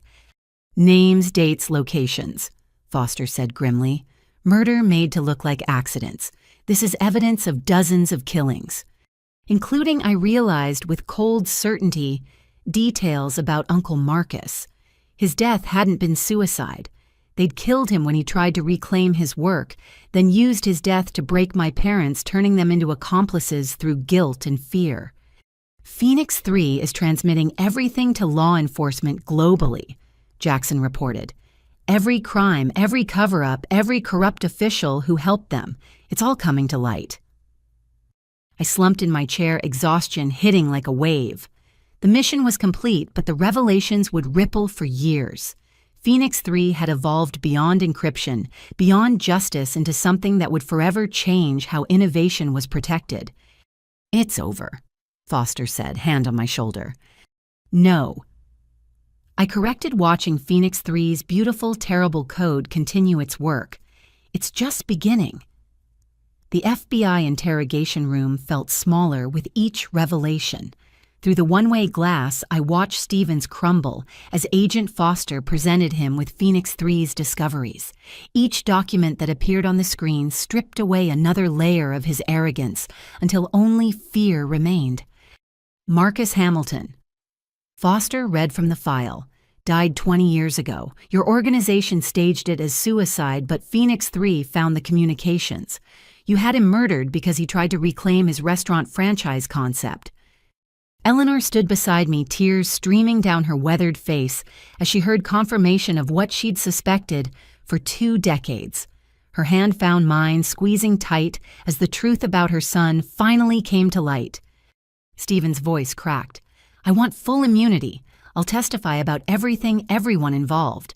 The murders, the network, all of it." "You're not in a position to negotiate," Foster replied coldly. "We have everything. Phoenix 3 didn't just find your crimes, it found your victims." The door burst open as another agent rushed in with a tablet. "Ma'am, urgent update from the field teams. 3 of the inventors we thought were dead. They're alive." My heart stopped. On the tablet, surveillance footage showed FBI agents approaching a compound in Montana, where 3 young inventors had been imprisoned for years. Stevens' network hadn't killed them. They'd enslaved them, forcing them to continue developing their stolen innovations under threat of death. "Get medical teams there now," Foster commanded before turning back to Stevens. "How many others are being held?" Stevens' remaining defiance shattered. 7 facilities, maybe 30 people total. Richardson believed killing them was wasteful. Better to extract every innovation they might create. I thought I'd reached my limit for horror, but this exceeded everything. They hadn't just stolen dreams. They'd stolen lives, imprisoning brilliant minds and forcing them to create for their captors' profit. "Locations, now." Foster's voice could have frozen fire. As Stevens provided coordinates, I returned to the command center where Phoenix 3 continued its relentless work. The algorithm had evolved again, now tracking financial transactions to identify buyers of stolen technology across decades. Every trail led somewhere new. "Alyssa," Jackson called from his screen, "you need to see what Phoenix 3 just uncovered in Morrison Tech's own systems." My stomach dropped. Had Jackson been involved somehow? "No, not what you're thinking," he said quickly, reading my expression. "But my father, he knew. He purchased stolen technology 15 years ago. Not your algorithm, but someone else's. He built part of our company on theft." The betrayal in his voice mirrored my own experience. Another child discovering their parents' crimes. "Phoenix 3 marked it all," Jackson continued. "Every stolen innovation Morrison Tech used. My father's trying to delete records, but it's too late. Your algorithm already documented everything." Before I could respond, Eleanor's security team burst in. "We've got company, armed vehicles approaching, not government plates." Foster immediately mobilized her teams, but I recognized something in the approaching formation. These weren't random criminals. The precision, the timing, the route they'd taken to avoid surveillance until the last moment. This was military trained. "It's Chen." One of the freed inventors gasped over video link from Montana. "Dr. Marcus Chen, he ran the imprisonment facilities. Ex-military intelligence handles the security side of Richardson's operation. If Richardson's arrested, Chen's coming to eliminate witnesses." Dr. Chen, not my beloved advisor Catherine Chen, but someone using a similar name. Another layer of the network's deception. "Defensive positions," Foster commanded. "Protect the witnesses and the servers. Phoenix 3's work isn't complete." But I had a different idea. Phoenix 3 had evolved to fight digital threats. Maybe it could handle physical ones too. "Jackson, can Morrison Tech's satellite network track those vehicles?" "Already on it," he replied, "feeding data to Foster's teams." I dove back into Phoenix 3's code, pushing its evolution further. If it could track financial transactions and decrypt communications, could it predict human movement patterns? Could it interface with traffic systems, security cameras, even cell towers to create a net around Chen's team? "What are you doing?" Valentina asked, watching code fly across my screens. "Teaching Phoenix to hunt in the real world," I replied. The algorithm adapted faster than I imagined. Within minutes, it was tracking Chen's vehicles through every networked system they passed. Traffic lights turned red in their path. Security barriers activated. Electronic systems in their vehicles began malfunctioning. "Chen's team is being herded," Foster realized. "Phoenix 3 is driving them toward our roadblocks." But Chen was too experienced to be caught so easily. His vehicles scattered, some continuing toward us, while others peeled off toward the freed inventors' locations. He was forcing us to split our resources.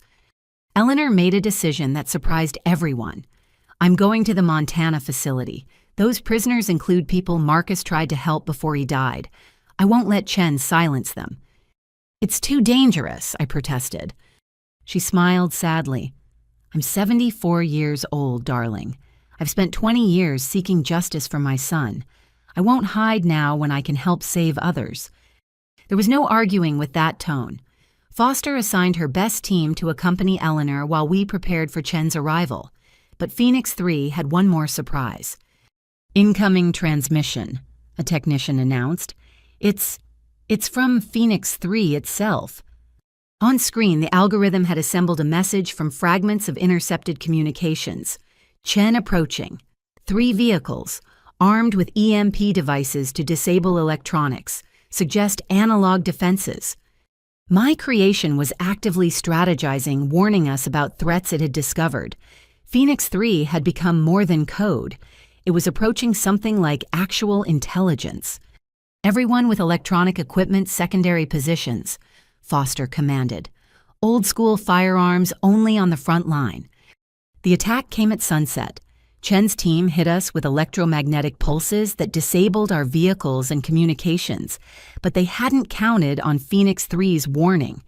Foster's agents responded with conventional weapons, turning the assault into a desperate firefight.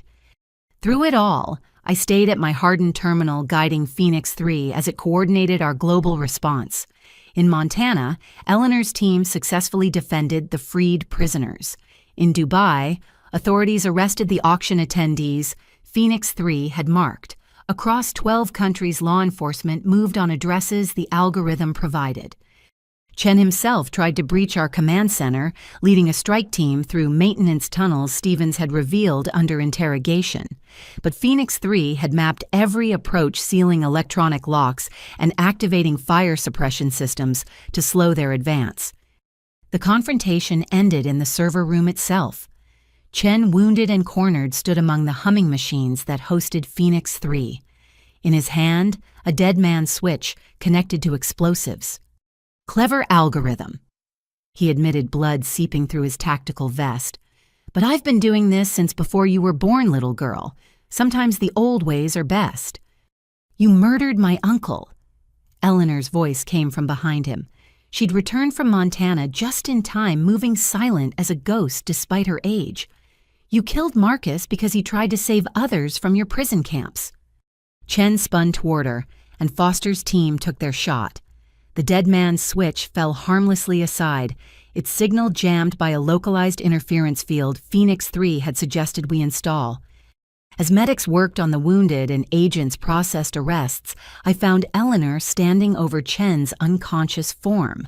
20 years of grief and rage warred on her face.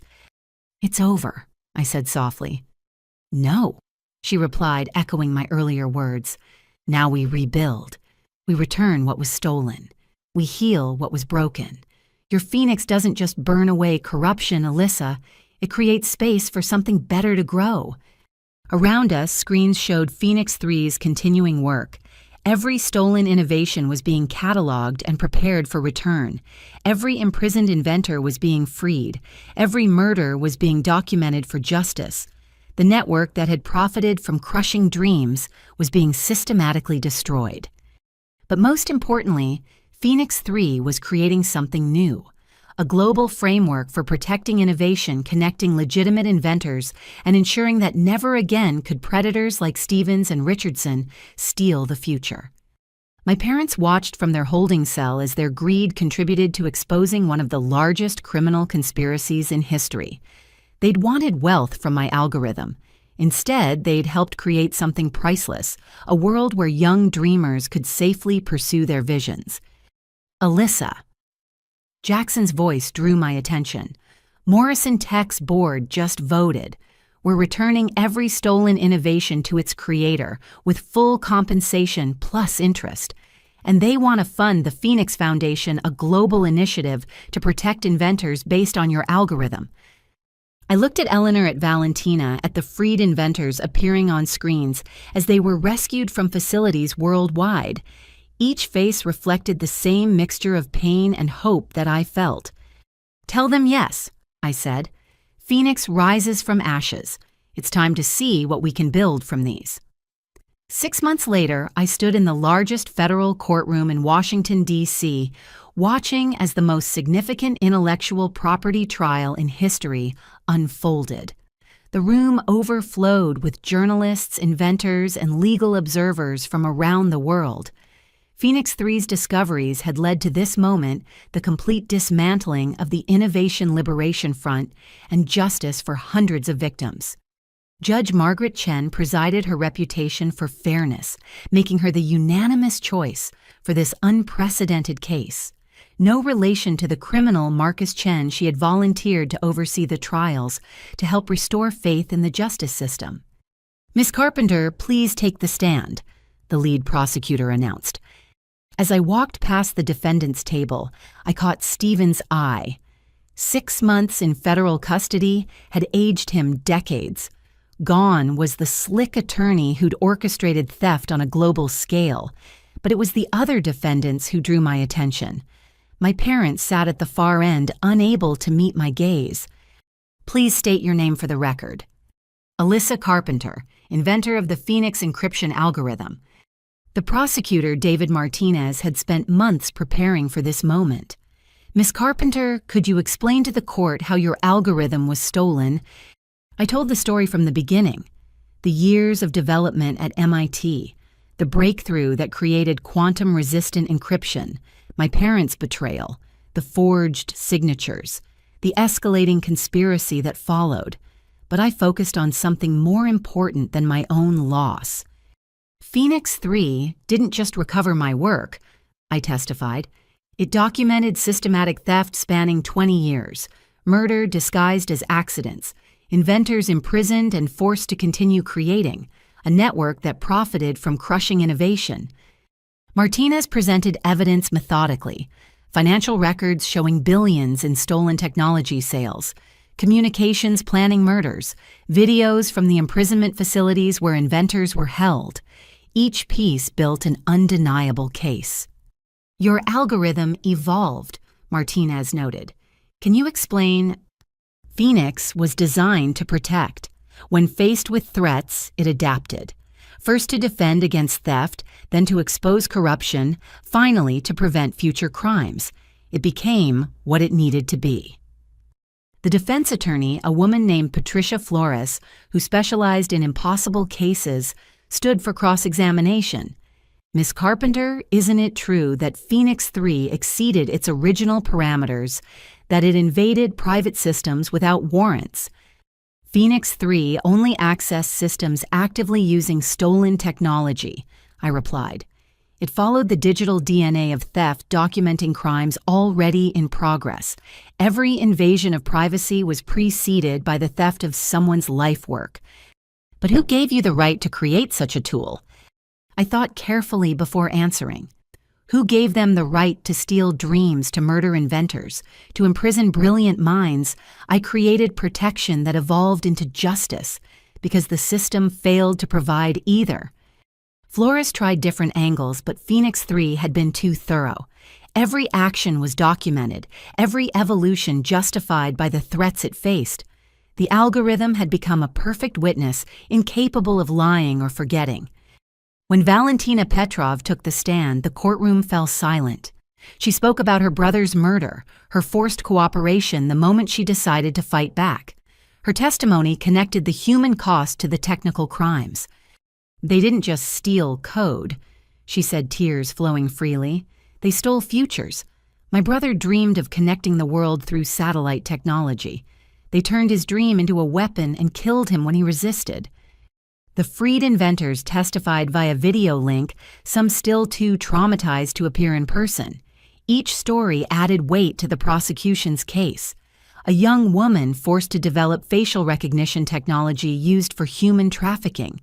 A programmer whose educational software was weaponized for surveillance.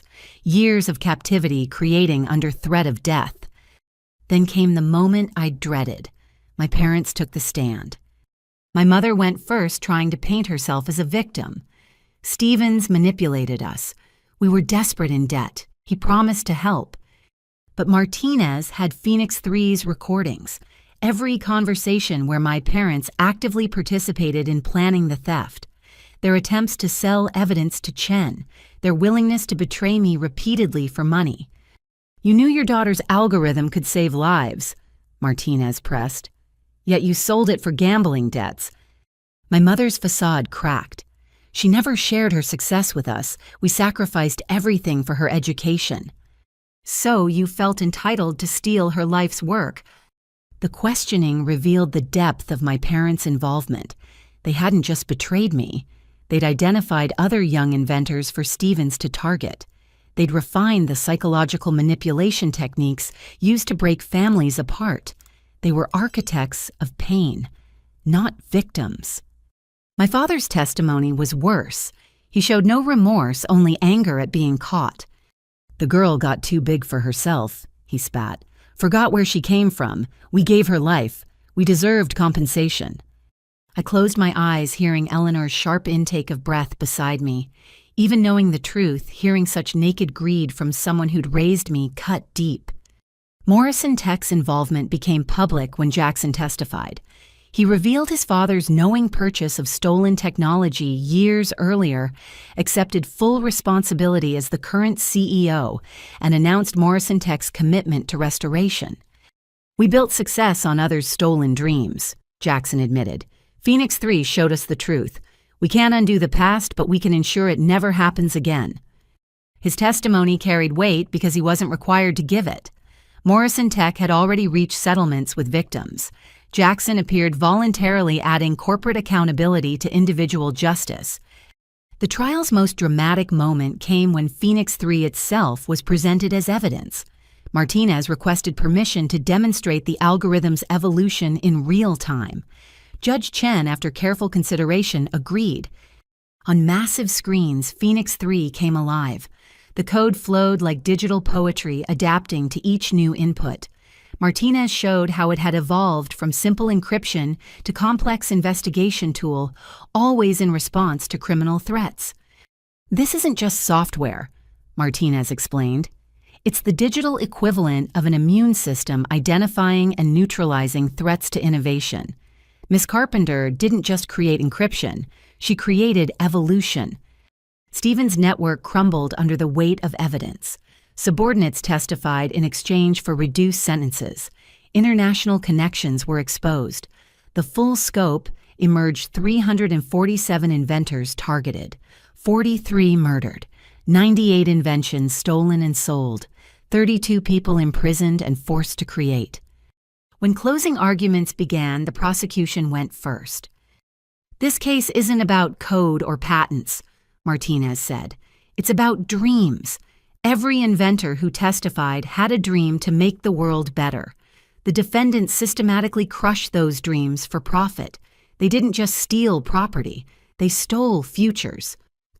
The defense tried to minimize, to compartmentalize. Flores argued that innovation always involved competition, that corporate espionage was different from murder, that my parents were separate from the larger conspiracy. But the connections were too clear.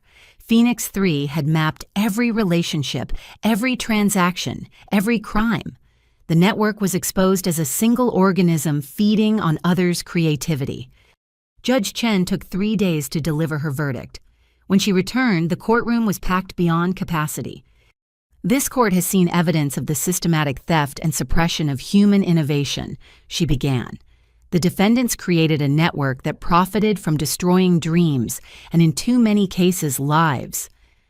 Guilty verdicts rang out for every major charge. Stevens received life without parole for orchestrating murders.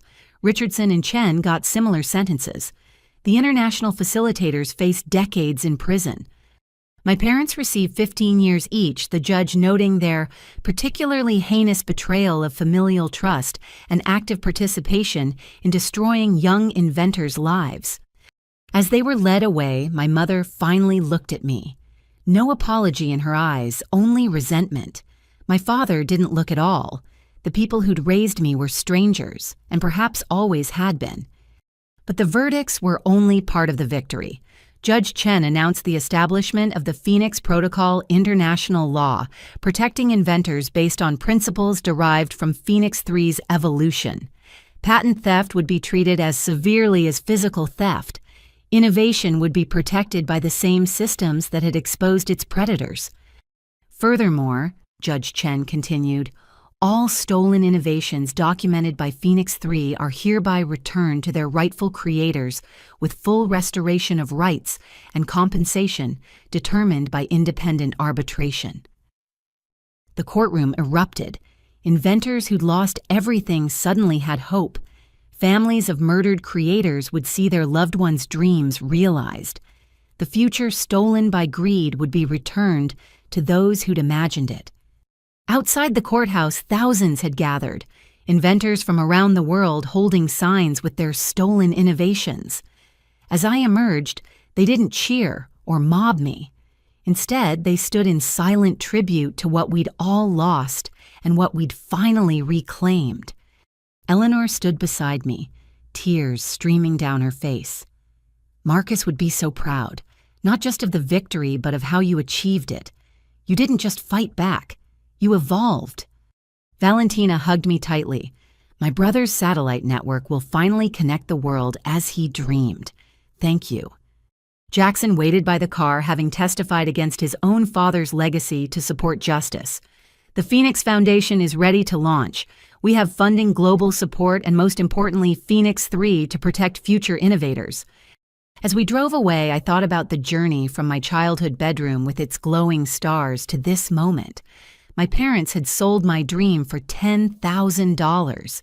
That betrayal had evolved into exposing billions in theft and saving countless future innovations. Phoenix had risen from the ashes of my stolen algorithm. Now it would ensure no other dreamer faced the same flames alone. The legal victory was complete, but the real work of rebuilding and protecting innovation had just begun. 1 year after the trial, the Phoenix Foundation's headquarters buzzed with an energy I'd never imagined possible. The building donated by Morrison Tech had transformed from corporate sterility into a creative haven where inventors from around the world gathered to develop their dreams safely. I stood in my office looking out at the main workshop floor where Valentina worked with a team on implementing her brother's satellite network.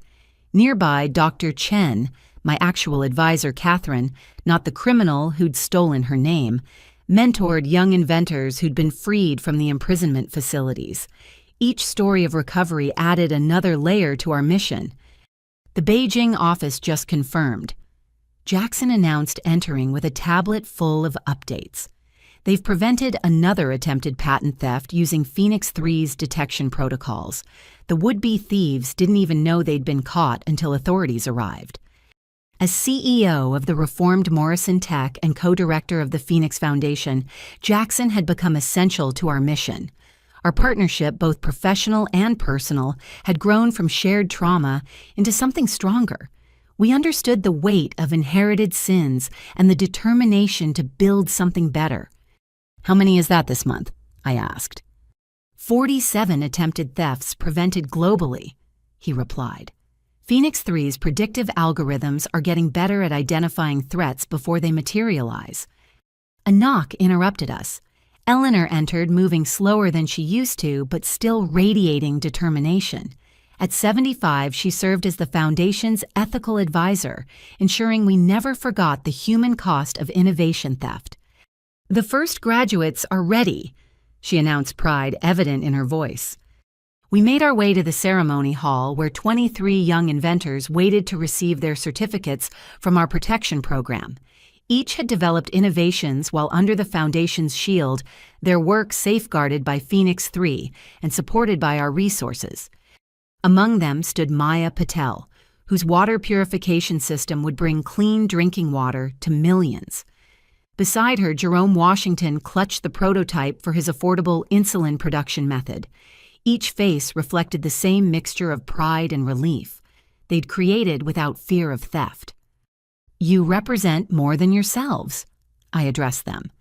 "You're proof that innovation thrives when protected, that dreams grow stronger when nurtured safely.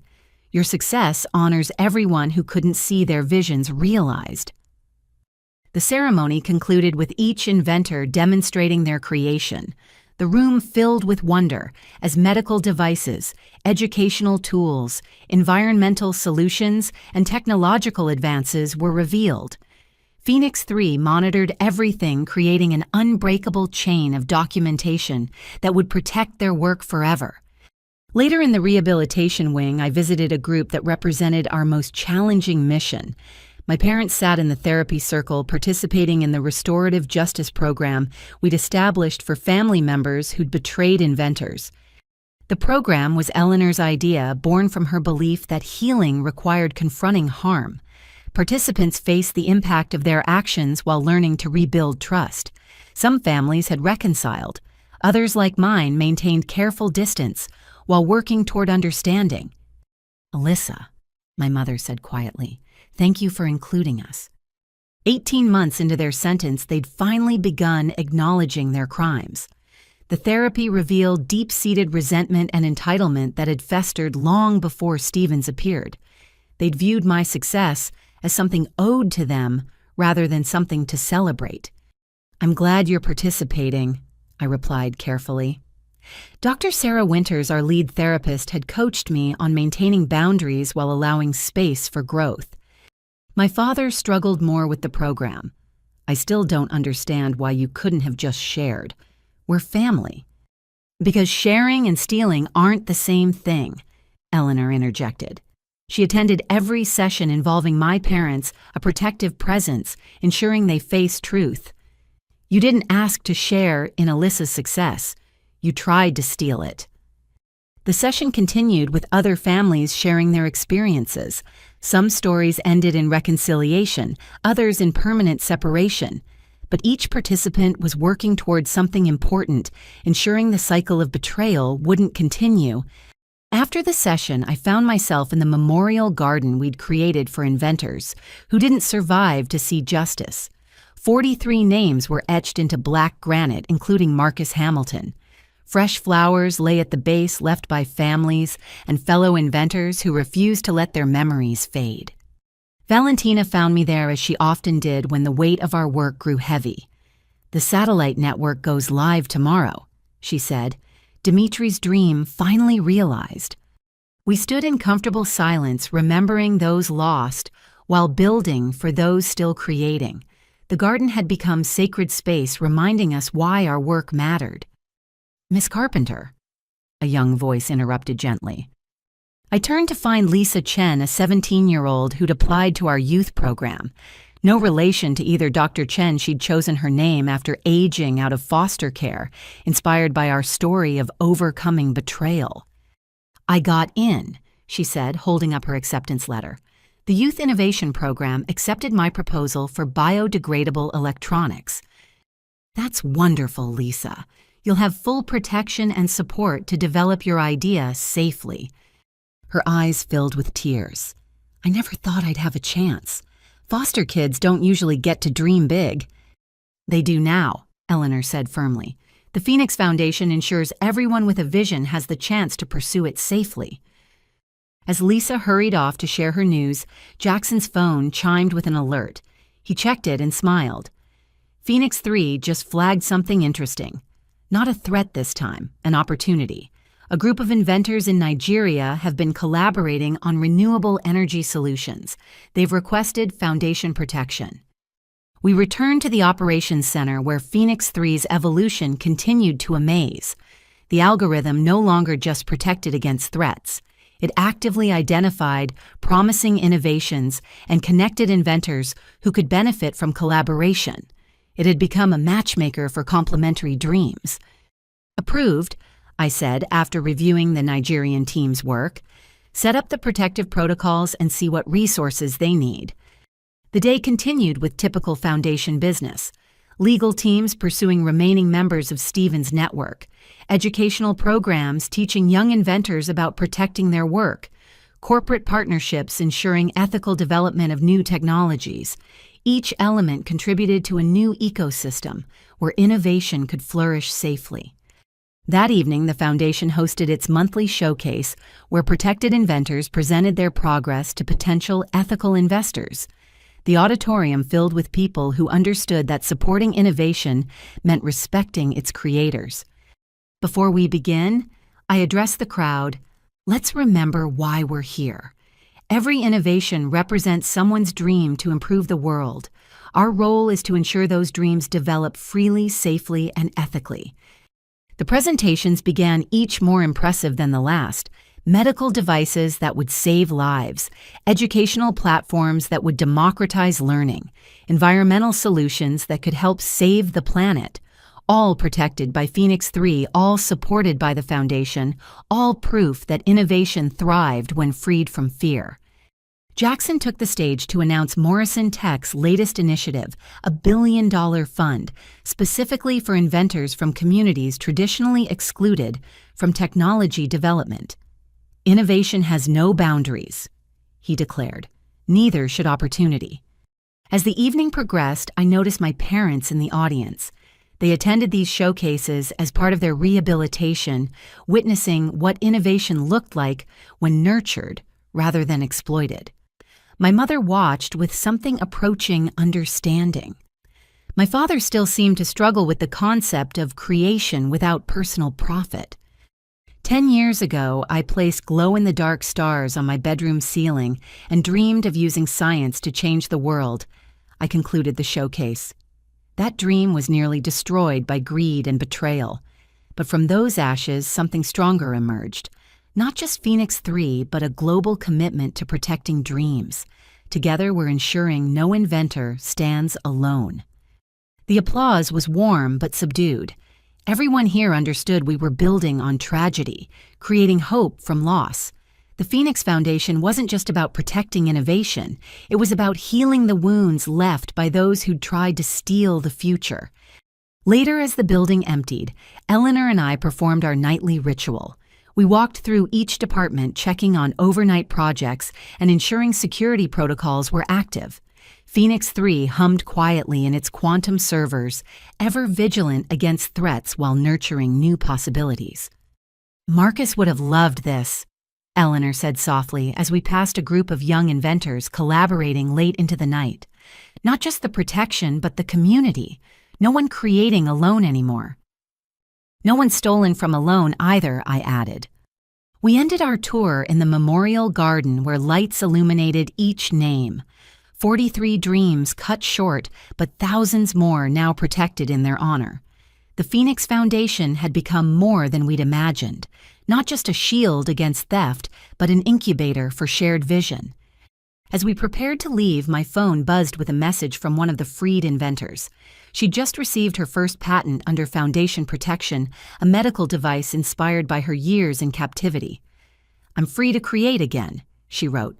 "Thank you for giving me back my dreams." I shared the message with Eleanor, both of us tearing up at another life rebuilt. This was why we continued despite the challenges. Every protected innovation, every prevented theft, every recovered dream added another flame to Phoenix's eternal fire. The stars I'd placed on my bedroom ceiling had witnessed betrayal and loss, but they'd also inspired resilience and evolution. Now inventors around the world could reach for their own stars, protected by the phoenix that rose from my ashes. The video call from the Federal Correctional Facility came at exactly 3 in the afternoon, as it had every month for the past 2 years. But this time was different. This was the final session before my parents' early release, conditional on completing the intensive rehabilitation program. I sat in the Foundation's family counseling room, Eleanor beside me for support. Dr. Sarah Winters connected from her office, ready to mediate what promised to be our most difficult conversation yet. On screen, my parents appeared in the facility's consultation room wearing civilian clothes for the first time since their conviction. "Thank you for agreeing to this session, Alyssa," Dr. Winters began. "Today we're focusing on accountability and the path forward. Mr. and Mrs. Carpenter, you've asked to share something with your daughter." My mother clasped her hands tightly, the gesture achingly familiar from my childhood when she was nervous. But the woman speaking wasn't the mother I'd known. Prison therapy and confronting their crimes had changed her fundamentally. "Alyssa, I need to tell you about the moment I knew we'd lost ourselves." She began, voice steady despite visible emotion. "It was when we sold Marcus's idea 20 years ago. Your father convinced me it was just business, that family meant sharing everything. But watching Marcus spiral into depression, seeing him lose faith in his own brilliance, I knew we'd crossed a line." My father shifted uncomfortably but didn't interrupt. This accountability was part of their growth. Instead of facing what we'd done, she continued, "We buried the guilt under justifications. We told ourselves Marcus was weak, that we were strong for being practical. When he died, we used our guilt to become even worse. Every person we targeted after that, every dream we helped steal, was us running from the truth of what we'd done to my own brother." Eleanor's breathing hitched beside me. She'd waited 23 years to hear this admission. "When you started showing brilliance," my mother looked directly at the camera at me. "Part of me was terrified, not of your success, but of what we might do to you. So I convinced myself you owed us, that your achievements belonged to the family. It was easier than admitting we'd become monsters who would devour their own children's dreams." "Why didn't you stop?" I asked, my voice smaller than intended. "If you knew it was wrong..." My father spoke for the first time, his usual bluster replaced by something rawer.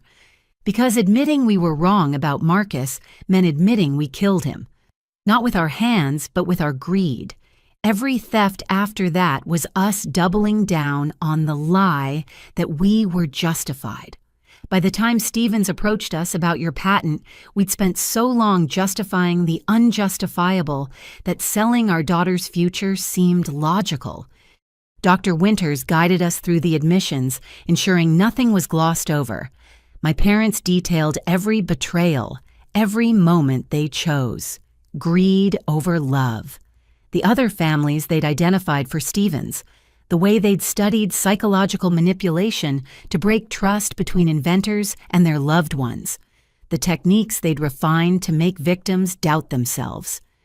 We became experts at destroying families. My mother said, tears now flowing.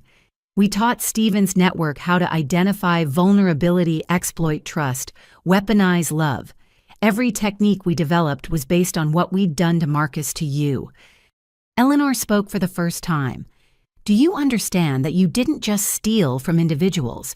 You corrupted the very concept of family for hundreds of people." My parents nodded, the weight of it visible in their postures. They'd been forced to watch testimonies from every family they'd helped destroy. Some reconciled, others permanently shattered. Each story, another stone in the mountain of harm they'd created.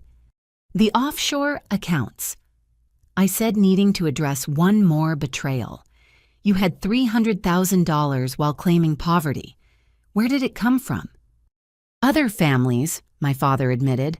"Small thefts over decades. We'd identify relatives with modest success and manipulate them into investments that we'd pocket. Never enough for them to pursue legally, always enough to feed our sense of entitlement." The full picture was staggering. My parents hadn't just betrayed me. They'd built a lifetime of exploitation, perfecting their techniques until Stevens recognized kindred spirits. My algorithm had simply been their biggest score, not their first theft. "What do you want from me?" I asked, exhaustion seeping into my bones. You'll be released next month. Are you expecting forgiveness? Money? A relationship? My parents exchanged glances, communicating in the silent language of long marriage. Finally, my mother spoke. We want to make amends. Real amends, not just words. We've signed over everything we have left to the Foundation's Victim Fund. It's not much after legal fees and restitution, but it's a start. We've also agreed to work with the FBI, helping them identify other family exploitation networks using our old techniques.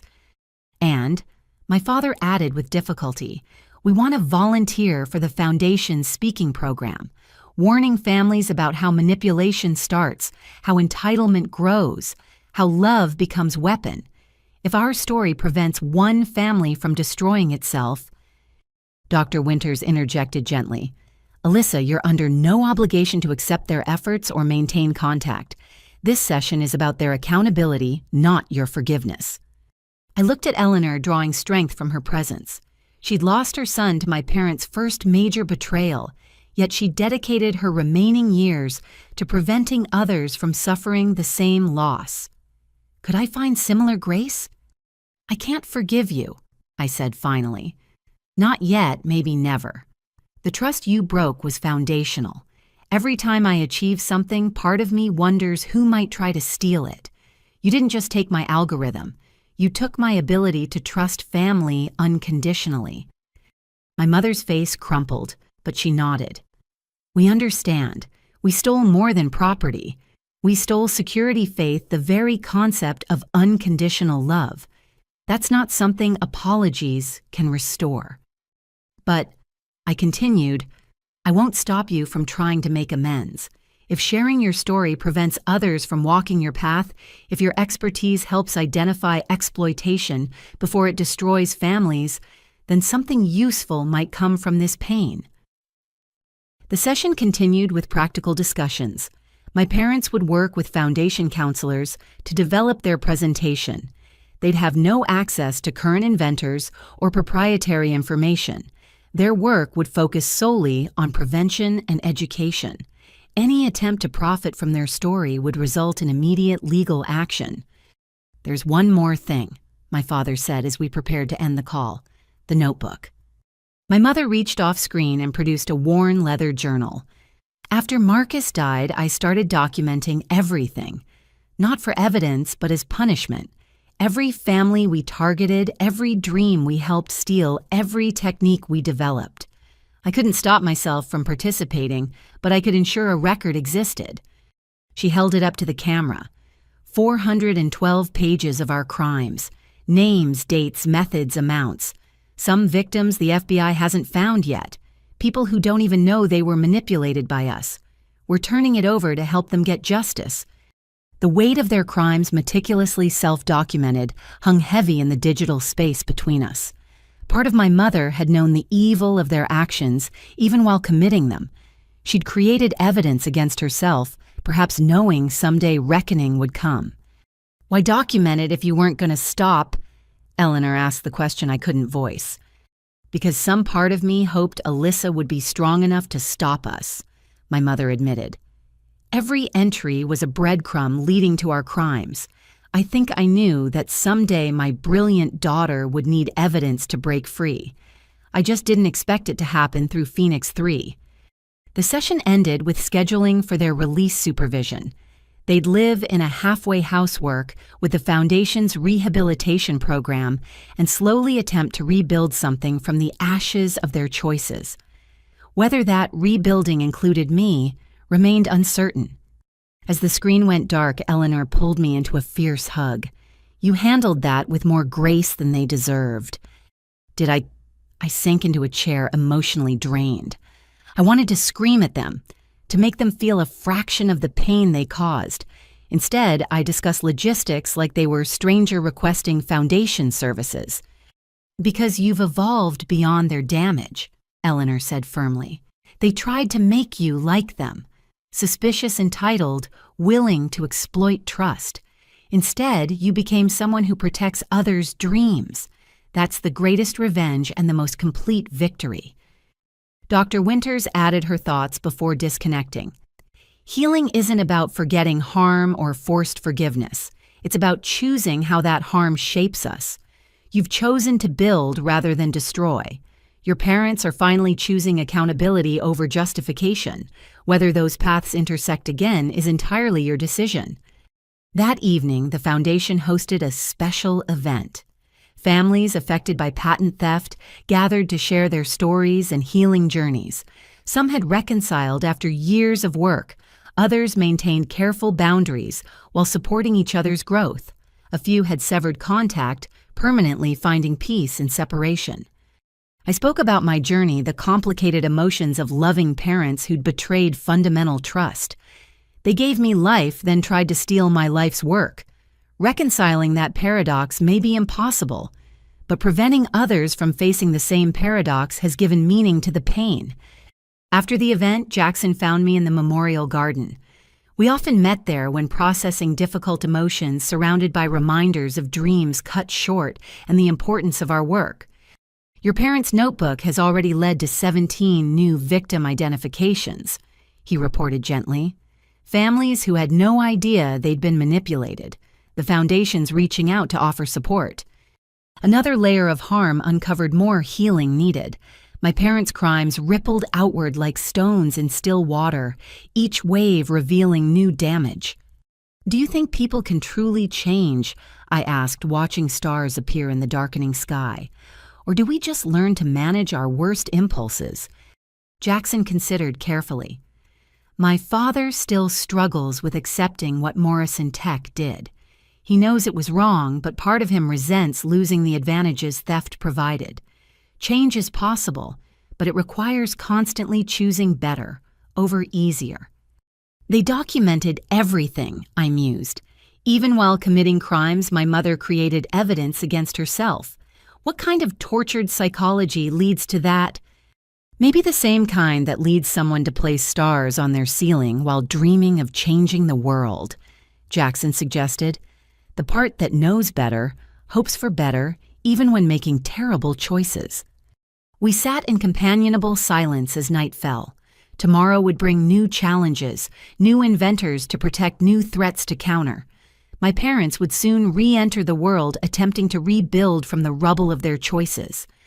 Whether I'd be part of that rebuilding remained an open question. But tonight, surrounded by the legacy of recovered dreams and protected futures, I found peace in uncertainty.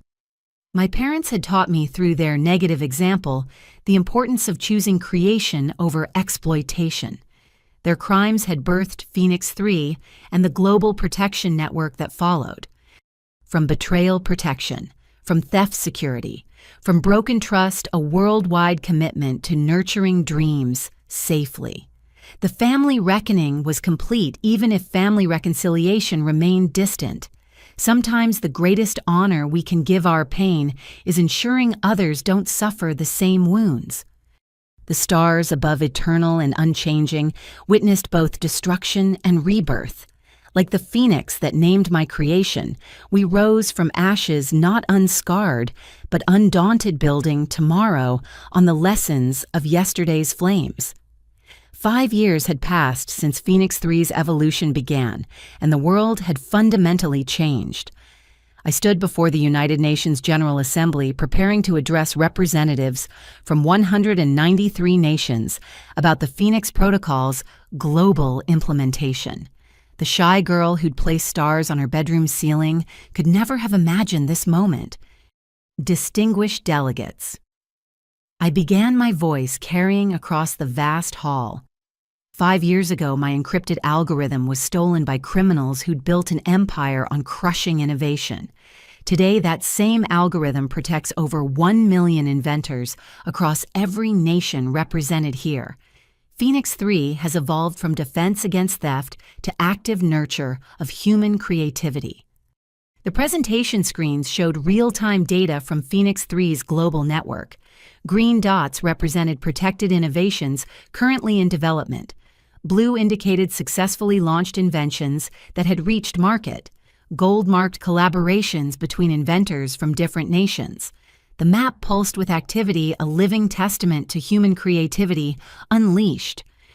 In Nigeria, Dr. Adaora Okafor's malaria vaccine, protected by Phoenix protocols, has saved 300,000 lives this year alone.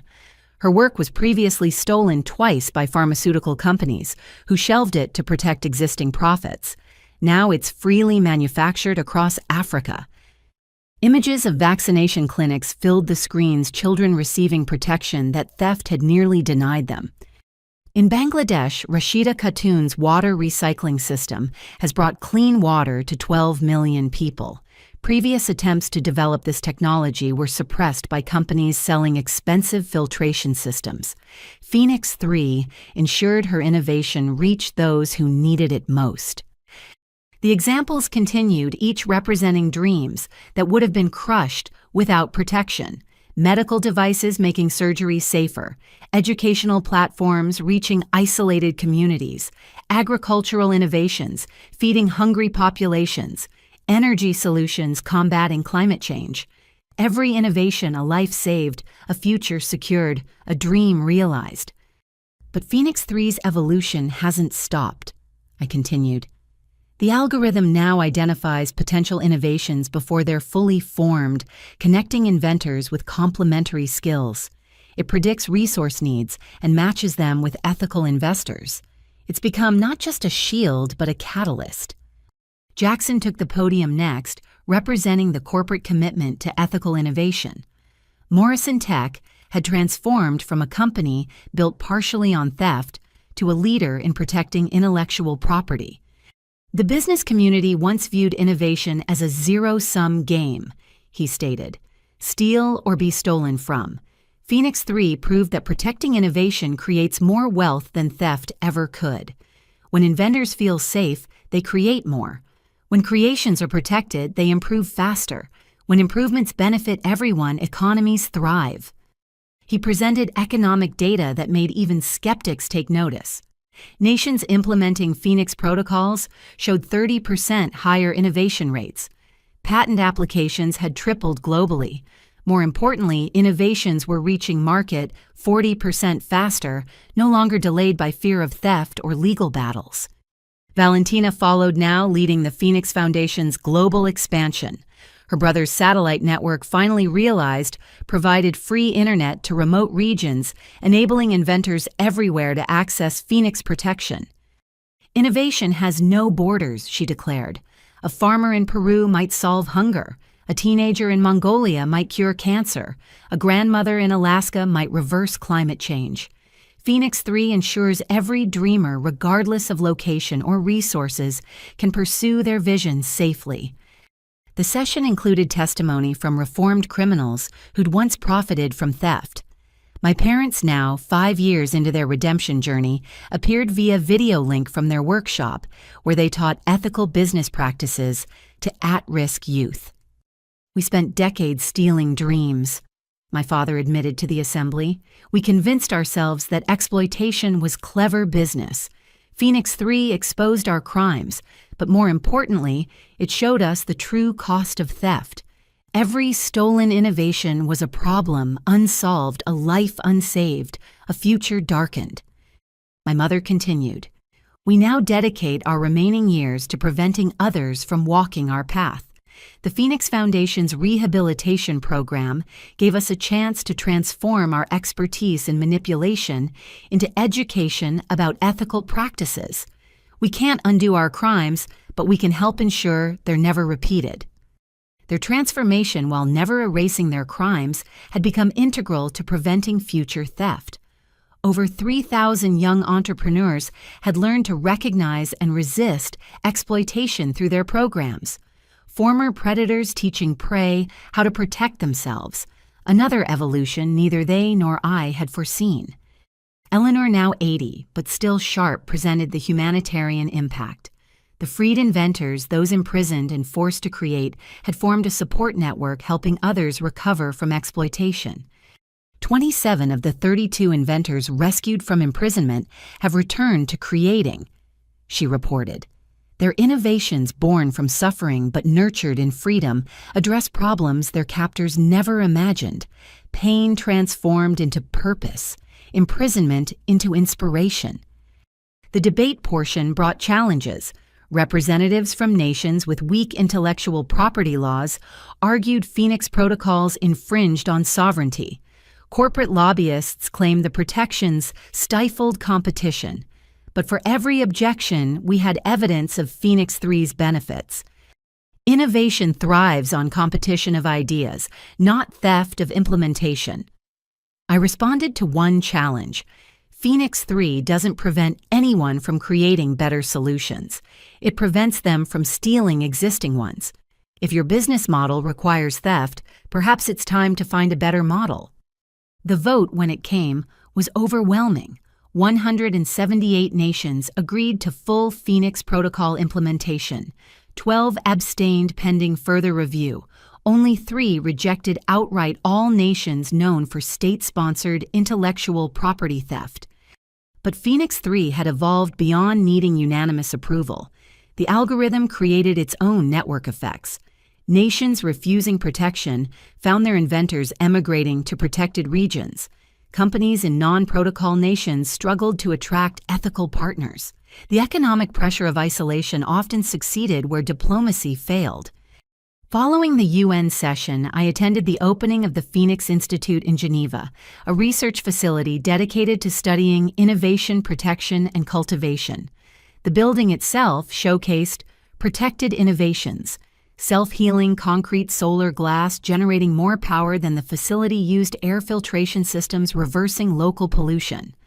This institute represents more than research. I addressed the gathering of scientists, ethicists, and inventors. It's proof that protection enables progress. Every surface, every system, every element was created by someone whose dreams were safeguarded by Phoenix protocols. Inside, teams worked on Phoenix 4, the next evolution we'd begun developing, where Phoenix 3 protected and connected Phoenix 4 would anticipate. Using quantum computing and predictive modeling, it would identify potential innovations before inventors fully conceived them, matching nascent ideas with resources and collaborators. Imagine a world.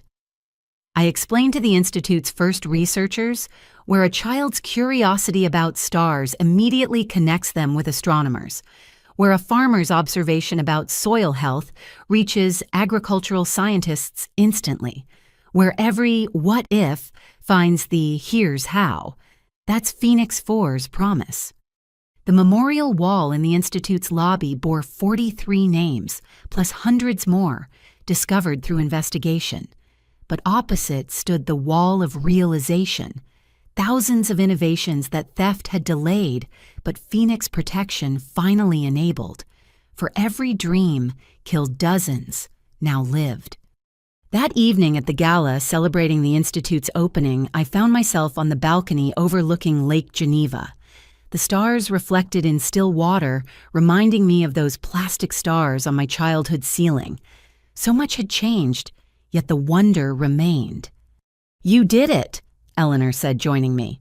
"Not just recovering your algorithm or stopping Stephen's network. You transformed theft into protection crime, into catalyst betrayal, into billions of dreams defended." "We did it," I corrected. Every inventor who testified, every reformed criminal who chose accountability, every nation that prioritized innovation over exploitation. Phoenix rose because we all chose to rise. Jackson appeared with Champagne Valentina close behind. We toasted silently, each remembering our losses while celebrating what grew from them. My parents' betrayal, Marcus's death, Dimitri's murder, Stephen's network of theft, all transformed into global protection for dreamers everywhere. "The applications are extraordinary," Jackson noted, scrolling through his tablet. A 12-year-old in Kenya just submitted her design for affordable prosthetics. A 90-year-old in Japan uploaded his lifetime work on earthquake prediction. They're protected, instantly connected, immediately supported completely. Valentina smiled, tears glistening. Dimitri always said technology should unite humanity. Through Phoenix, it finally does. As the gala continued inside, I remained on the balcony contemplating the journey, from a stolen algorithm to a global revolution in how we nurture innovation, from family betrayal to worldwide family of protected inventors, from placing stars on my ceiling to reaching for real ones, knowing my dreams and everyone else's were finally safe. Phoenix 3 pulsed through quantum networks protecting innovations on 6 continents and the International Space Station. Tomorrow, it would defend more dreams, connect more inventors, enable more solutions to humanity's challenges. But tonight, I simply marveled at evolution. Of an algorithm of criminals into teachers of theft, into protection of a broken-hearted girl, into someone who helped heal the world's relationship with innovation.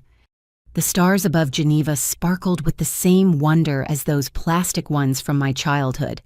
But now they witnessed not just dreams, but dreams protected not just hope, but hope realized.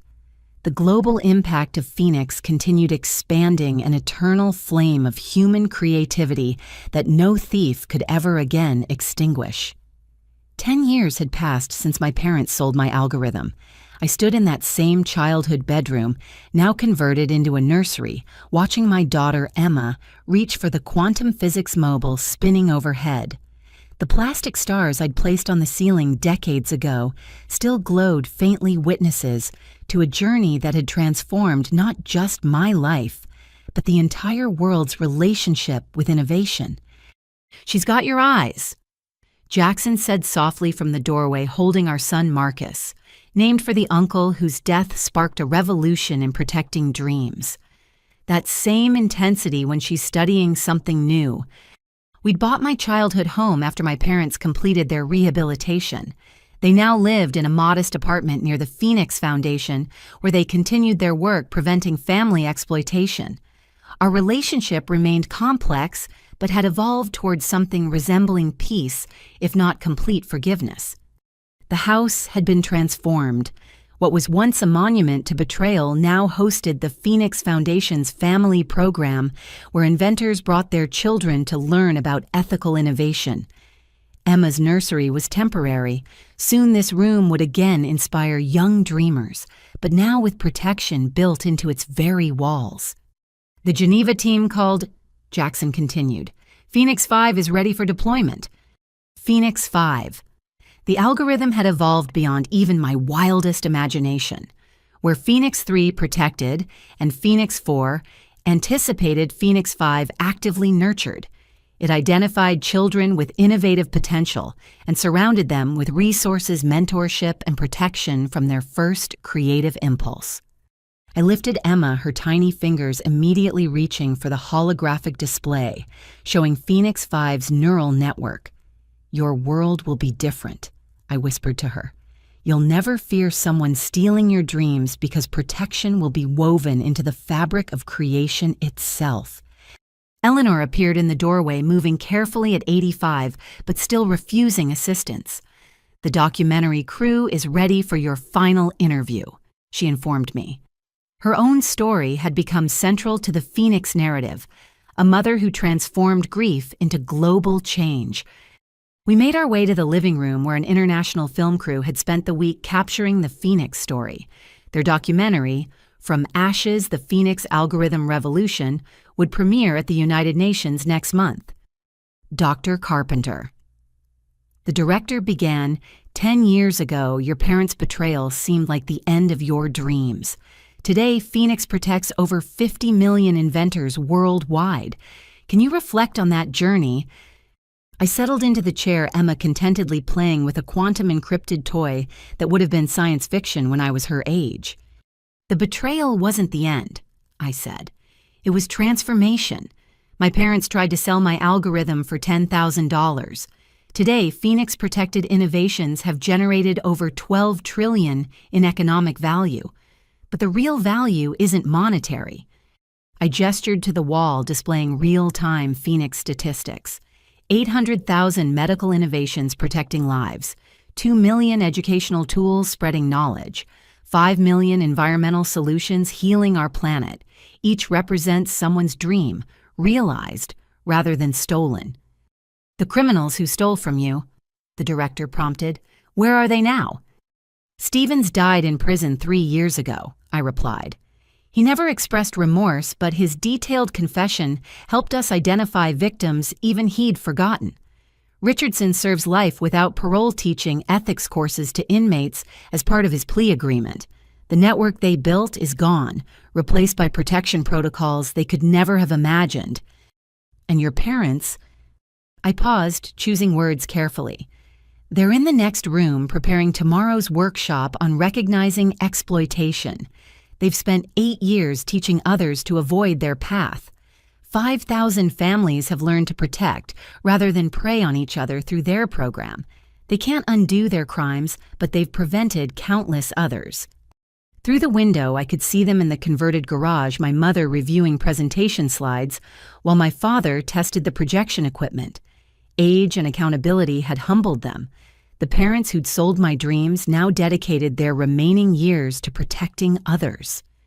Phoenix 3 has evolved far beyond your original creation, the director noted. Some argue it's achieved a form of consciousness. How do you respond? Phoenix exists in the space between human creativity and digital possibility. I explained. It learns, adapts, and protects with sophistication I never programmed. Whether that's consciousness or simply very complex pattern recognition doesn't matter. What matters is that it works. Emma gurgled, reaching for the camera. The crew smiled as I adjusted her position. Your daughter will grow up in a world where innovation is protected by default, the director observed. What do you hope for her? That she never experiences the fear of theft that paralyzed previous generations. That her creativity flows freely, knowing Phoenix will protect whatever she creates. That she collaborates rather than competes, builds rather than hoards, shares rather than steals. Valentina entered with her own children, twins, who'd been born on the 5th anniversary of Phoenix 3's launch. The Stockholm presentation went perfectly, she reported. Sweden just became the 50th nation to achieve full Phoenix integration. 100% of their inventors are now protected. The doorbell rang and Jackson returned with Dr. Chen and several young inventors from the Foundation's mentorship program. It was Thursday, our traditional gathering where experienced creators guided newcomers. My childhood home had become a nexus of protected innovation. Alyssa. One young inventor approached nervously. I wanted to thank you. My sustainable farming system just received its first major contract. Without Phoenix protection, bigger companies would have stolen it immediately. These moments still moved me. Each protected dream validated the pain of the journey. As the documentary crew captured our gathering, I reflected on the statistics Eleanor had compiled for Phoenix's 10th anniversary. 1.2 million prevented thefts. 800,000 recovered innovations returned to rightful creators. 93% reduction in patent litigation, 30% increase in global innovation rate. But numbers couldn't capture the human impact. The inventor who'd attempted suicide after theft now ran a thriving medical device company. The teacher whose educational software was stolen now saw it freely distributed to millions of students. The farmer whose drought-resistant crops were suppressed now fed entire nations. Each story a testament to protection enabling progress. The rehabilitation programs have been remarkably successful, the director noted during a break. Even hardened criminals have transformed. How? By showing them the true cost of theft, Eleanor answered. Every criminal in our program must face their victims, see the innovations that never happened, understand the problems that went unsolved. When you truly comprehend that stealing a water purification system meant thousands died from preventable disease, transformation becomes possible. My parents emerged from their workshop preparation, joining us hesitantly. The gathering always included them, now their expertise in recognizing manipulation invaluable for protecting young inventors. Tomorrow we're teaching about generational exploitation, my mother explained to the documentary crew, how families sometimes view children's success as parental property. It's our most difficult workshop because we use ourselves as the cautionary tale. but necessary, my father added. Every month we meet parents who think like we used to, showing them where that thinking leads prevents future betrayals. The afternoon continued with innovations shared and protected. A teenager demonstrated her anxiety reduction app. A grandfather unveiled his grandchildren-inspired safety device. Each creation immediately wrapped in Phoenix's protective embrace, free to develop without fear. As evening approached, the film crew prepared for their final shots. They wanted to recreate the moment I discovered my algorithm's theft, but in the nursery where it all began. Standing in that room, holding Emma while Marcus played at our feet, I couldn't summon the old pain. Too much had grown from those ashes. The girl who'd placed stars on this ceiling had dreamed of using science to improve the world. The woman holding her daughter had done more. She'd ensured every dreamer could pursue their visions safely. Phoenix has applications we're only beginning to discover. I told the camera for the documentary's conclusion. Phoenix 6 is already in development, focusing on connecting innovations across time, ensuring today's creations build on yesterday's dreams while enabling tomorrow's breakthroughs. My algorithm was stolen, but from that theft came protection for all algorithms, all innovations, all dreams. The director asked for final thoughts. I looked at the ceiling stars at my children who'd never know innovation, fear at the walls that once witnessed betrayal, now hosting protection. My parents sold my life's work for what they thought was $10,000. In trying to steal my future, they accidentally created a better future for everyone. Every protected innovation, every prevented theft, every nurtured dream stems from their betrayal. They've spent years earning redemption by preventing others from following their path. I paused Emma's hand wrapping around my finger with infant determination. The phoenix is a creature of cycles, death and rebirth, ashes and flame. My stolen algorithm died 10 years ago. What rose from its ashes protects the dreams of millions. That transformation from theft to protection, from betrayal to benefit, from individual loss to collective gain. That's the true triumph. The crew packed up as our weekly gathering continued. Inventors of all ages and backgrounds shared their work, knowing Phoenix protected every idea voiced in these walls. My childhood home had become holy ground for innovation, where dreams were safe to take their first breath. Later, as Jackson and I put our children to bed under those same plastic stars, I marveled at the journey. A stolen algorithm had evolved into global protection. Parents who'd betrayed trust now taught others to preserve it. A network of thieves had been replaced by a web of support. Individual tragedy had sparked collective triumph. "Mama's stars," Emma said clearly, her first complete phrase pointing at the ceiling. "Yes," I whispered, tears flowing freely. "Mama's stars, and now they protect everyone's dreams." Through the nursery window, the actual stars sparkled in clear sky. Somewhere in a lab or garage or bedroom, another dreamer was creating something wonderful. And Phoenix was there, invisible but vigilant, ensuring their innovation would flourish rather than be stolen. The algorithm my parents sold had been worth billions, but its transformation into global protection, that was priceless. The triumph wasn't in recovering what was stolen, but in ensuring no one else would suffer the same theft. As sleep claimed my children under protective stars, both plastic and real, I knew the phoenix would continue rising. Each generation of the algorithm grew stronger. Each protected innovation sparked others. Each prevented theft, saved not just property, but potential. From my ashes had risen a world where dreams were sacred, where innovation was birthright, where the stars every child reached for were finally, eternally safe. What would you do if your family betrayed your life's work? Have you ever had to choose between family loyalty and protecting your dreams? Share your thoughts in the comments below. If this story moved you, please like this video and subscribe to our channel for more powerful narratives about triumph over betrayal. Share it with someone who needs to hear that their dreams are worth protecting. Thank you for joining Alyssa's journey from theft to triumph. May your own innovations always find the protection and support they deserve.